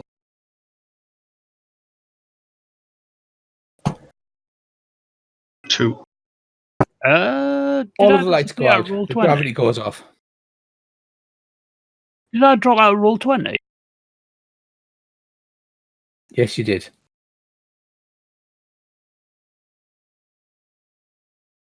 Well, I rolled 5. Nice. Davey goes, what? I did you? What? Right. No, the gravity goes out. Dave grabs hold of the chair leg because it's a spaceship. The chairs and the table is bolted to the floor, obviously. What did you say? Clever quick? A quickness roll, please. A 2. Right. 2. You all managed to grab hold of the chair to stop yourselves flying around. The big screen it's gone pitch black. The big screen starts crackling and flashing, and bright flashing warning signs. There's a diagram of the ship on the wall. There's bright red warning signs flashing where the bridge is. See, that's never a good sign. No. After a few seconds, gravity kind of sorts itself out, but it's running at less than 1G, and red emergency lights come on. Dave, what were you going to ask there before I suddenly shouted bang at you? I was going to ask about using the sensors to do a survey to see if we can pick up this pirate camp if it's on, what you call it. But it looks like we're going to have put on an environmental suit and check the cockpit. And Andy's character can check the engines. That's a very good point. That is a good point. Right, there's emergency vac suits lockers in the private area.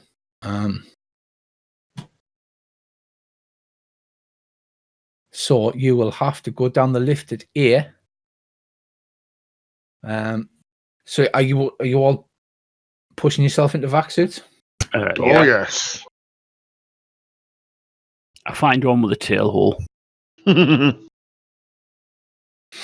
Right. So what do you do now? You're in the you're in the lounge. The iris valve towards engineering.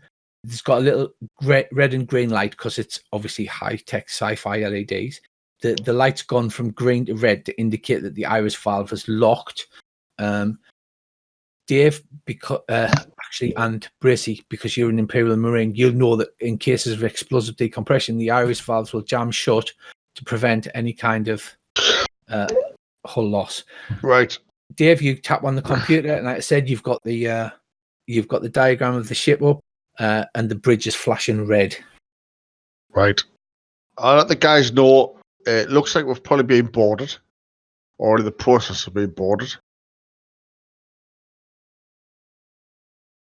I think you're going to have to go get some guns out of those cases, secure the air raft, because we can land on planet using that if we have to.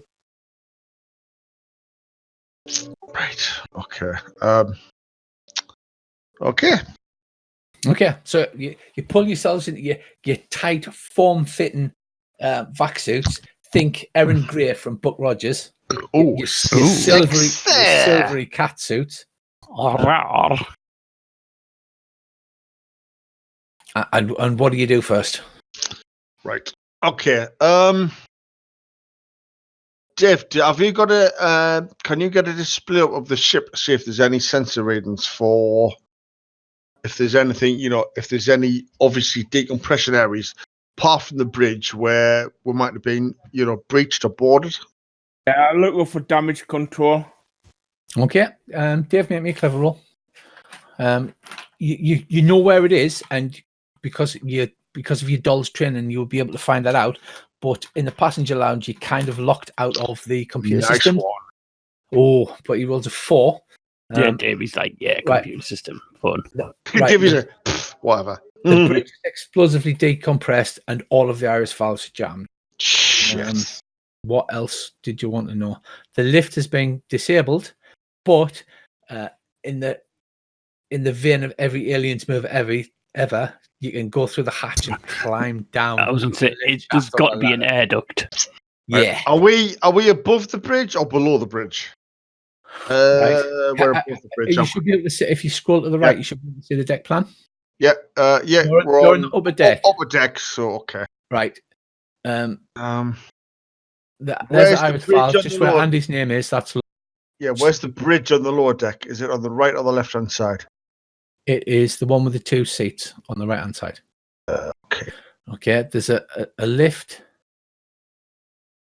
A lift shaft at A, which goes down to the lower deck, but that is disabled and the iris valve's jammed. Right. Okay. What are the little black stars on the map bridge? Like the I one believe they're computer terminals. okay. It's in your journal. If you look at the loose booty, and then scroll down. See, I did all this for you. He's super prepared, isn't he? He is. Let's ruin it. I have to apologise. I'm basically lost my voice completely at this point. That's okay, mate. They are the computer Just access grunt when you points. want to shoot. So you've got 2 computers in front of the 2 pilot chairs. You've got pilot and co-pilot, and then you've got the main computer in the computer room on the left hand side, and each gun turret has a working computer, but that's mainly for fire control. Okay. No.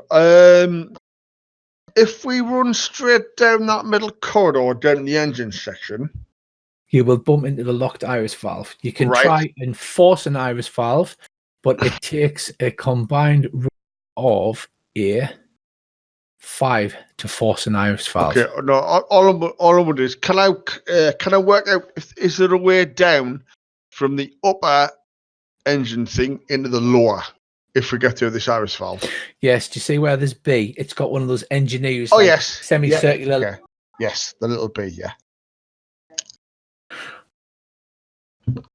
Okay. and obviously you've got a computer in engineering as well. Mm. The easiest way will be for you to climb down the lift shaft, in theory, in every space horror film ever. Yeah. Or you could force the iris valves. It's a lot easier to force the door of a lift than it is to force an iris valve. It is, as but an iris valve is to stop the space stuff coming out and becoming space stuff. yeah, inside. but if the bridge is being breached, or then I don't really want to be climbing down into where the bridge is, where it's been breached, because we'll just get massacred.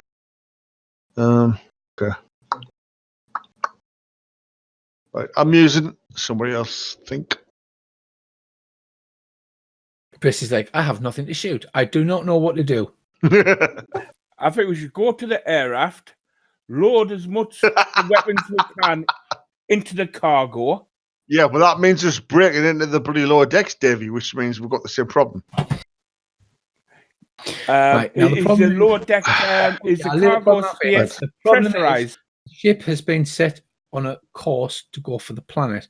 Without course correction, it will fly into the planet, because normally this class of ship is atmospheric, so it can land on a planet with atmosphere, but because it's got a bloody great hole blown in the bridge, you can't land it. If you don't get on the bridge and change the trajectory, you're going to crash very quickly into a planet. All right, It's very true, but I don't want to hit the bridge in one direction with everybody. Who's the computer genius? Is it you, Davey? It is Davey. Davey is the MacGyver. Yes. Right, Davey, can you try and access the sensors through the normal computer just to see if there's any ships close by, to see if we're being hit by another ship, or if you're doing it through the entertainment unit, it's a +6. Well, that's that fantastic success to get into the actual. Okay, is there another terminal close by you can use that he could try? There's engineering, bridge, or computer room. Right, because I mean, it could be a complete fluke, but I don't believe that for a second. Right. Well, you're not sure. Remember, there was a queue. Okay. The internal comms to the bridge are out, Right. and you're basically seeing the ship is plunging darkness with those like slightly flickery red scary lights. Right. Can I? Sorry, scary space lights. Can I do an internal comms check to do a sound off to see if there's any of the crew members around? Absolutely, you can. I'll do that then. So you press the comms. There's a few sparks, like spark out of the comm unit. You said, Dave, can you sort this out? And Dave sort of licks his finger and then puts 2 wires together and goes, like that. And then you flick through the comms and you hear, thank God you're still here. And it's Lassie. Right. We're in trouble. The bridge is gone. Telemetry and atmospheric integrity failed. And we're locked in. Is there anything you can do? I ask her where she is. Ask her where she is. I'm locked in engineering because she's the engineer. She's basically, for maneuvering and stuff, the engineer has to be. All right. I ask her, is there any way she can unlock the iris valve going down from our upper deck to the top side of engineering, so me and Davey can come down there, or maybe somebody else can run down and get in engineering and then go down the lower deck? She says, I can't. The system's in emergency lockdown. What I did manage to find out from the engineering computer is the explosion was internal in the bridge, and there's nobody responding. That's not good. That's very not good. Okay. She says, it's almost if something has exploded in the bridge, but who would have put a bomb in the bridge to explode? Doesn't mean we're not trying to be being boarded. Maybe teleportation. Have we got teleporters in this universe? No. No. Okay. No, I'll turn around and say that's them sci-fi books you've been reading again. Yeah. Right. Okay. Yeah, he's been reading the books about the the magic knight with his sword of light. Yeah, he does it all the time. And he gets so confused. Right. She Okay says, then. the easiest way is going to be go out through the air aft bay, spacewalk to the front bridge, and go in through the hole. Right. Okay.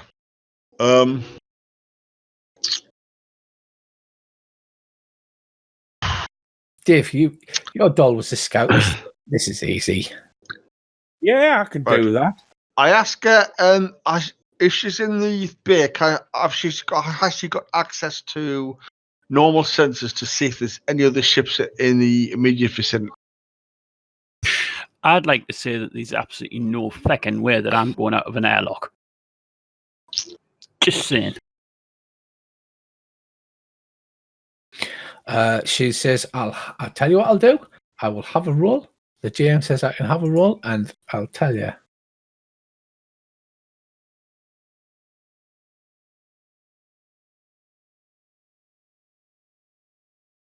She says, I am not detecting any neutrino emissions from any ships in the system. Okay. She says, but I've only got passive sensors at the moment. I don't have active sensors. Okay. Well, I think it's going to be. It's going to be me heading to the bridge, try and use my skill to regain control of the craft and land it safely. Right. You can't land it, Dave. The best you could achieve is pour it into a geostationary orbit above the air aft it down. Right. Okay then. So from where we are, then what's going to be the quickest way to get out to 0G to walk over the hole to get in the cabin? Sorry, the bridge. Can we do it from where we are? Or are we going to have to go down or up or down the engineering or what? Right. Well, you've either got to start forcing iris valves or force the lift door and climb down the manual steps inside the lift in the darkness with the blinky red safety lights. Is there no cracky light things in the emergency locker shit? Cracky light things. Yeah, you know the things you crack and it breaks and it. Yeah, the chemical lights. You snap them and you throw. Yes, you've got chemical lights. Right. Okay then. You've got vac suits on. They've got little lights in the helmets that are just powerful enough to illuminate your faces. So when you look at it, you look really scared. Yeah. Right. Well, I'll find the nearest locker. Grab a handful of these lights, and then we'll go find the nearest lift, and we'll try force the door. I'm trying to find the air raft. Andy's like, yeah, I'm off. Where's the air raft bay? Oh, there's the air raft bay. Right, so you can force the iris bay. You force the iris in the air raft bay. Manually open the air raft bay doors, and then spacewalk out to the bridge. That'll be the quickest way. I'm looking for the air raft, and the air raft's at the front lock, right next to you. Does that sound like a good plan, El? It does, mate. Okay. I'm sorry, I'm just dying. Sorry. I asked James Earl Jones. That's good. Yes. Right. Okay then. We'll try and force them doors. Okay. 2 or 3 of us on the door should do you reckon? Yeah, I'll let you 3 if you just go on the door, so that you need to roll a 6. Using forceful, you get +1 to help for each person. So only one person rolls, and you need to get a 6. Earl, do you want to roll? Or shall I? You go. Can I help? What do I need to roll to help? You and Dave are helping, so that's +1, +2. So that's a 4, right? So it just starts to move. The safety light blinks on the iris valve. Can you grab a +2 from anywhere? Is there anything you can use to justify a +2 on this? I could use my plus. I'll use me massive bit of metal that's wrapped in +1 bodge tape. That's the best justification you can come up with. A bit of metal with some podge, Dave. I'll use coffee here. You've got to admit, there's nothing you can't fix with it. +1 bodge tape. Yeah. Okay. What if? Okay. It's fate. All you've got to do is come up with some vaguely plausible reason to get a +2 and spend a fate point. I think of humans and how angry they make me to boost my strength and force the doors even more. Well, I would have gone with your Space Marine training, but fair enough. If you want to go for racial hatred, Yep. spend a I'll go fate for point. racial hatred. Arrgh! Fucking human. Right. So just like you strain against the iris, Brissy jams an emergency crowbar into the iris valve. With a great creaking noise, he forces the iris valve open. The aircraft sits there in its bay. The inside looks like the bay in the Sulaco so it's got the computer controlled airlock controls. It's also got the big emergency handle that you've got to like lift up, and then it's got like the hand crank to get the doors open. Right. Can I have whatever goes for a perception roll to see if there's any other doors that are open or holes in the hull? No, you've got air pressure. There's little gauges. Okay. There's little gauges in each room, basically set into the walls that shows you if the air pressure's gone down. It's kind of important on a spaceship, so it's a standard feature where you can look and instantly see that whether you're getting decompressed. That and you're not getting your balls sucked out through a hole in the hull. I feel those balls. Are they okay? Yeah, fine. You're going to have to either force the iris valve shut or open it into deep space and vent the atmosphere in U3 out into deep space. Is everybody in evac suits, environmental suits? Yeah, you're in emergency vac suits. I turn around, everybody's getting sucked out into space with nothing on. It's like, shit. I knew I forgot something. No, there's an emergency locker in the passenger lounge, and inside it's got 6 emergency vac suits. Okay. They're not full EVA like vac suits or armor, but they're like the Erin Grey skin tight emergency vac suits with a soft plastic helmet on. Could we pilot this raft out of the doors if we got the doors open round to the technically no. You need the way gravity works in Traveller, you need gravity well for the engines to actually work against it. Okay. Right. Okay, then. So if the worst goes to worst, at the last possible second when you're about to plummet headfirst into this planet, then you could jump in the aircraft and then zoom out, hopefully. In the aircraft bay, is there any emergency ropes or stuff that we can tie ourselves to so we don't go flying off into space? Again, it being a spaceship, and it's quite important that you don't get sucked out into the big spacey stuff. The emergency lines with carbine clips at either ends and clip-on points so you can clip them on. Not that I'm disappointed about being sucked off, but I informed the lads and we all clip on. Right, Earl, are you just going to cower in your stateroom? I am, yeah. I'm going to do what Bracey says because I'm dying. Okay, Dave, you clip on. Is there anything else you want to do before? Now let's clip on, get these doors open. Is Andy helping Lassie to get free? Andy, no, because he hasn't forced the iris valves yet. You forced the iris valve next to the aircraft room, but you haven't forced the aircraft valve at the back there. If I do that, can you see the bing? Yeah. Yeah. So that one's still jammed. And that one will be jammed as well. Can we ask Lassie? It might give us a +1, possibly, or an advantage. Even though she mightn't be able to open the iris, can she disable the locks on it? Which means it's easier to try and force open. No, when the atmosphere goes on the starship, they mechanically lock. So you've got to obviously, because you don't. Yeah. Oh yeah. I'm just trying to get us up. And if you want to invoke, if you want class you as an aspect, you would say, right, can you do this? And then you get the +2, spend a fear point, get the +2 as a normal aspect. So if you say, right, you hack the bridge from engineering, whatever. Right, so space walking. I think this should be flashy, just because it's very cinematic. You crank the manual thing.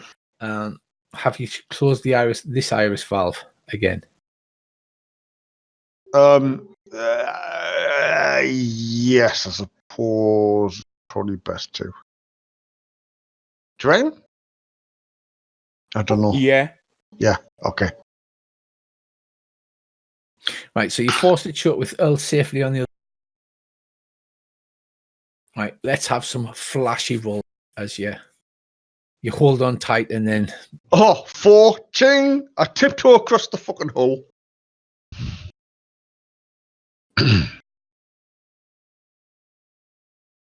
I keep an eye out for my comrades, just in case they need help, by the way. You sexy beast. A plus whatever.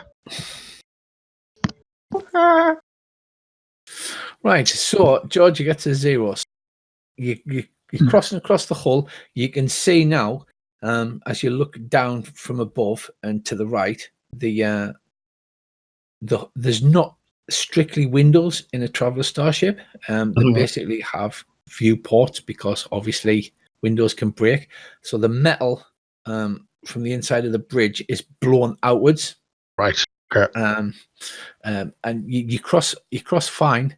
But just as Dave crawls in through the thing, he snags his suit on that bit of metal, and there's a tiny little tear of air starts bending from Dave's suit. Okay. Does he get shot anywhere, or is he? No. Like I said, the metal is splayed outwards from the explosion from inside the bridge, and it's obviously sharp, spiky bits. Yeah, but what I mean is climbing over them. Does he do like a fucking like on shoot what's up into space in the fucking the Martian and go fuck off? No, at like no, 300 meters a second. it's only a little hole, and it's on his back as he was Right. climbing in, just behind his arm. Okay, no, Hang on. Patch on. I was going to say these suits must have emergency patches. Do we have emergency patches, Rich? You do, yes, of course you do. Right? Can I grab a patch and lean over and patch Davey up? How do you do this? Carefully, presumably. Yes, very carefully. Right. Oh, 5. Boom. There you go, Dave. Right. Okay.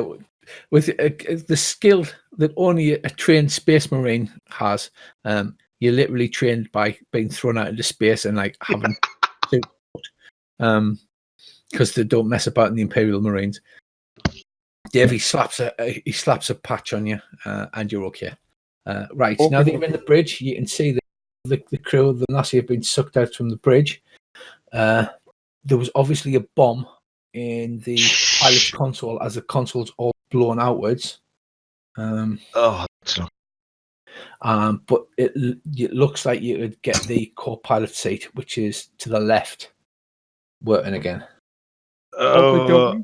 Okay.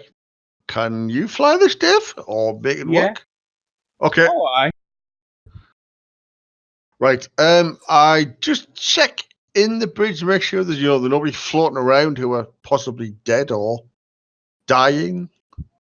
While Davey does that, there was a big there's some slight splatters of blood because there was a large explosion. Okay. Gooey bits were sucked out through the hole. Right. As we do this, I let Earl know what's going on. Right. The onboard comms are not working, but you've from the bridge they're not working, but you can use your Nokia 3310V. Yep. Okay, I'll do that. Which works in a vacuum. That's how well they're built. Just out of curiosity, did anybody see the video on YouTube where they drilled through a Nokia and it kept on working? No, but I don't believe it. Yeah, it was like, what the fuck? The screen obviously went dead, but the phone was just like, yeah, okay, I'm fine, I'm working. Right, so Dave, you strap yourself into the See, you've got some kind of gadgety skill, haven't you? Yeah, once every gain session, I can repair any device, so I can get the autopilot running and put us into a stationary orbit. Yeah. Right. So the pilot's console is a complete mess of just a spaghetti of wires hanging out. The co-pilot's console's got some holes blown into it, but it looked like it was a shaped charge as it was designed to go take the main console out and blow the hole. But Dave literally crawls underneath the thing. You just see him pulling wires out and cross, and they've got, because it's the future, they've got BNC bayonet fittings. So he's like pulls two wires out and clamps them in and twists them together. Because Traveller's like 1980s space future. 3 or 4 minutes later, the ship's lights sort of go blue and all come back on. And Dave emerges from underneath the bridge, grinning loudly. Can I speak to the ship's engineer again, whatever her name is? Yes, you're standing at the back. You've clipped yourself onto a D-ring next to the comms console, but it's come back on. Okay. Right. I let her know the situation and how big the hole is. And I ask her, is there anything on board which we can literally patch the hole up with? You know, is there any emergency bulkheads that are designed She says, hold on a second. She says, the computer, I've now got access to the computer. I'll run a diagnostic. And then the computer goes, information. Right. She says the physical damage is not the problem. The Lathanum grid, which controls the jump drive, is damaged and it would have to be replaced in a space dock. Everything loose in the bridge is gone. The atmospheric integrity will hold, but literally we'd need a mobile repair dock flown out here. Right. And the only place to get something like that is from the Imperial Navy. All I'm interested in at the minute is, can we get the ship down from orbit? If not, can we at least get control so we can stop crashing, going into it? Yeah, Dave's got perfect control. All right, okay. Plugged some cables in with BNC connectors and miraculously, you thing just worked. Bayonet connectors will fix anything. What we can do is just chuck it into fucking orbit and then bail out in the air car. Right. Okay then.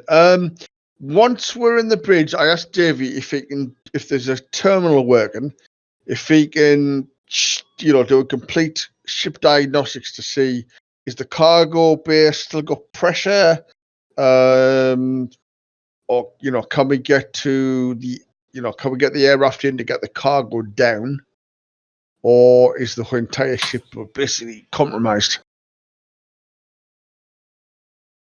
Okay, Dave. So you've taken control. You fixed the ship.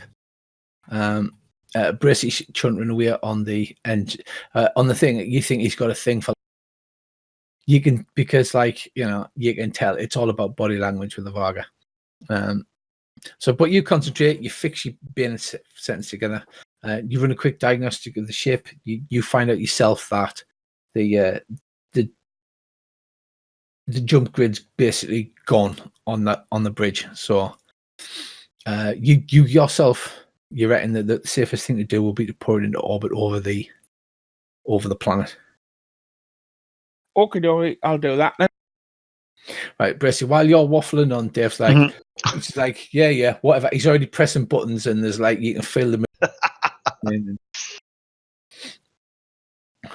All right, Space Boy, stick to shooting things and stabbing stuff with your saber. Fair enough. I'll just shoot. Okay, Dave pulls the ship into geostationary orbit over the Little Heaven Colony site. There's also a map of the Little Heaven Colony site in your journal. And then Dave, obviously the bridge one, you're going to have to leave sealed. Now that you've restored all power, you could override the bridge iris valve if you wanted, but that would be pretty bad, to be fair. And it looks like we're going to have to leave the way we came. All right. The computer's back online. Again, traditional back onto space Pong. 80s chic. Is Pong still working? Yeah, Pong works. You're all right. Okay.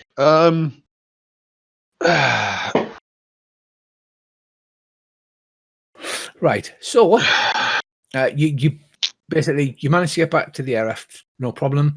The power doors are working now, so you can put in the override code and then pull the big handle up.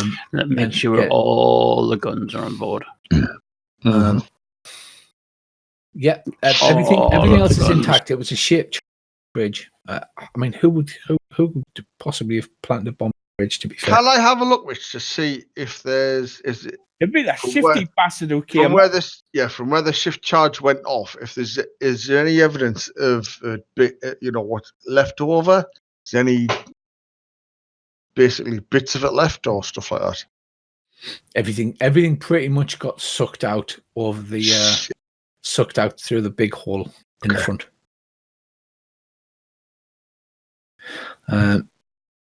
You let Lassie out. She's over the moon.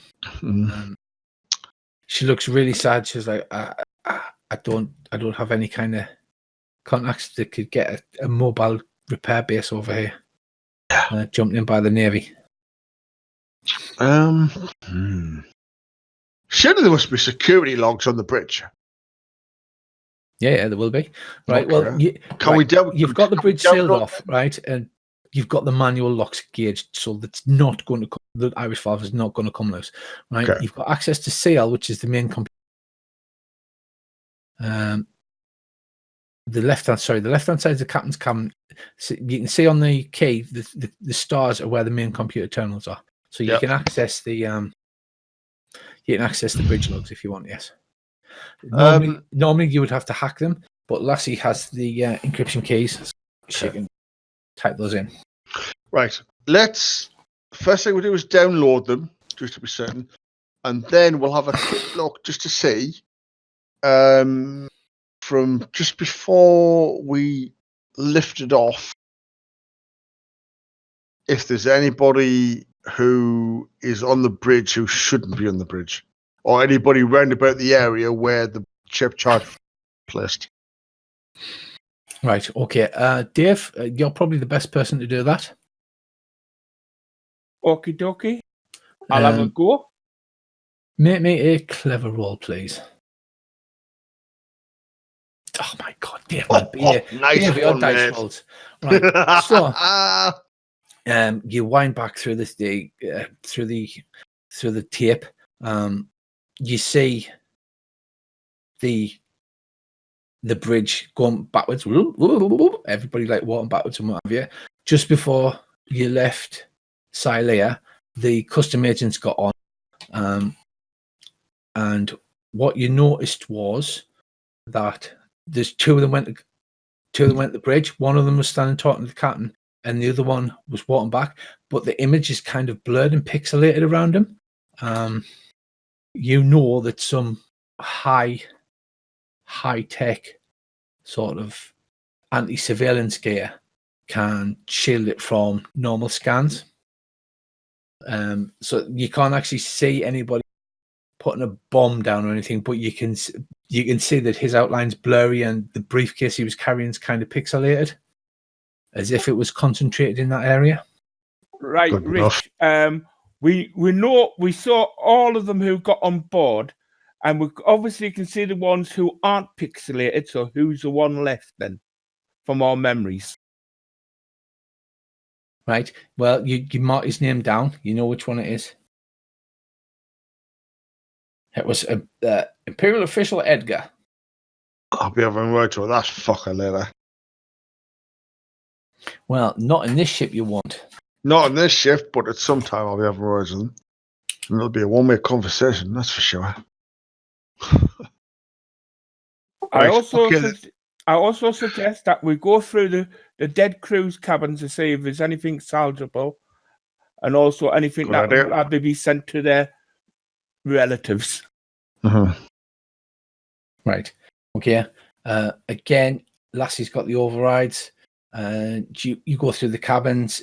There's a lot of there's a couple of snub pistols, which are low power pistols for use aboard a ship.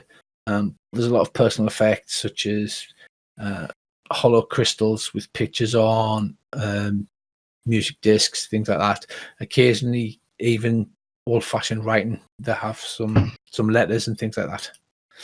Even though it's mostly email nowadays, because it's the future. But yeah, you sort through the personal effects. You load them presumably into a box to take down, because you can't get them out of system at the moment.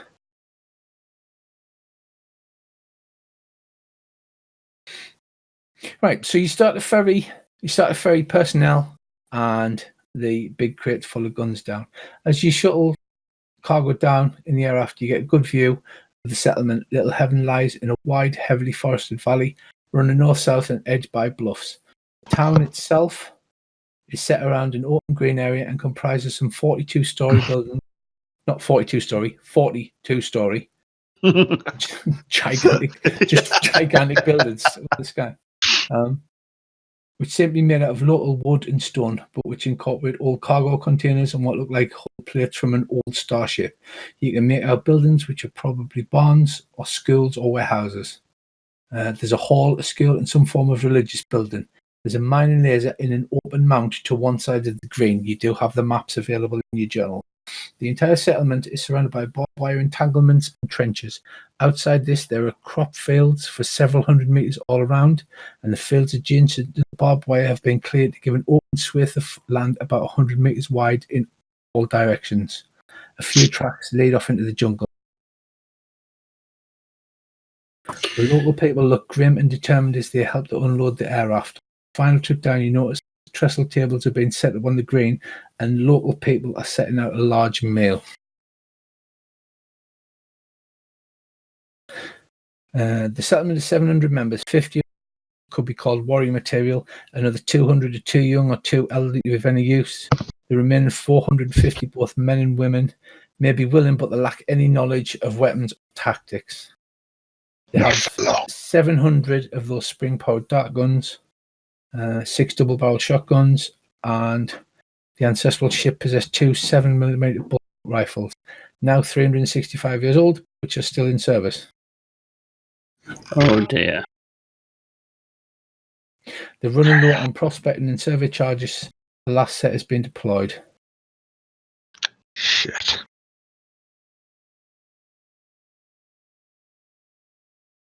The bullpup rifles have been tinkered with and are now firing. Emptying their magazines with trigger, they have been fixed coaxially to a Pintel mount on a Jeep. Yes, they still have space Jeeps. Oh dear God. Yeah. Okay. Again, these are available in your journey as maps. Little Heaven colony site.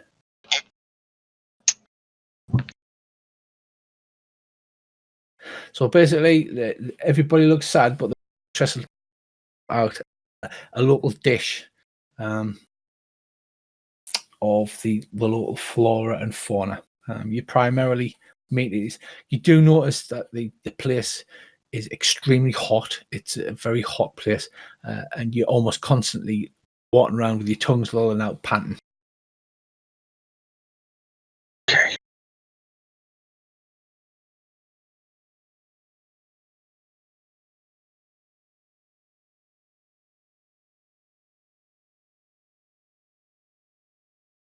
Right. Do they have like a designated leader in the colony, or?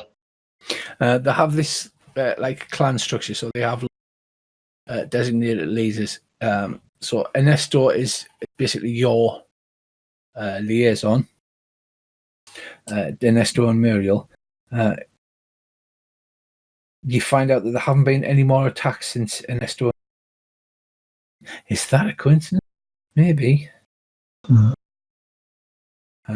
So this, you fed a local dish, and they said you get to choose whichever house you want to sleep in, and settle in, move your gear in, and then we'll be having a meeting a colony meeting.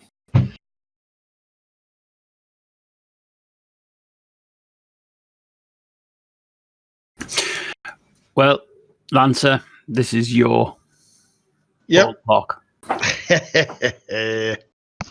I'll look after security. You look after shooting people in the face. No worries there. I think there's more going on than we know about. I mean, for a start, There definitely is.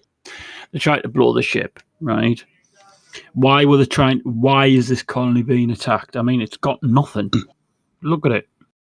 What would you want to steal from here? Unless there's something that they're mining for, which they don't. We don't know. And that's extremely valuable. If I was paranoid, I would say that there might be an ancient base on this planet, or they believe there is. Could be. FJP-15s. Oh! What we can do is we can divide and conquer, right? No, so I mean, Lancer, if you take care of the defense sort of side of things and work out no problem. A way to deal with the air car attack. I mean, if we can take that air car attack out, that's gonna. And we need a prisoner. We really need a prisoner. Like, we get one of their guys that knows what's going on, and that's going to help us a lot.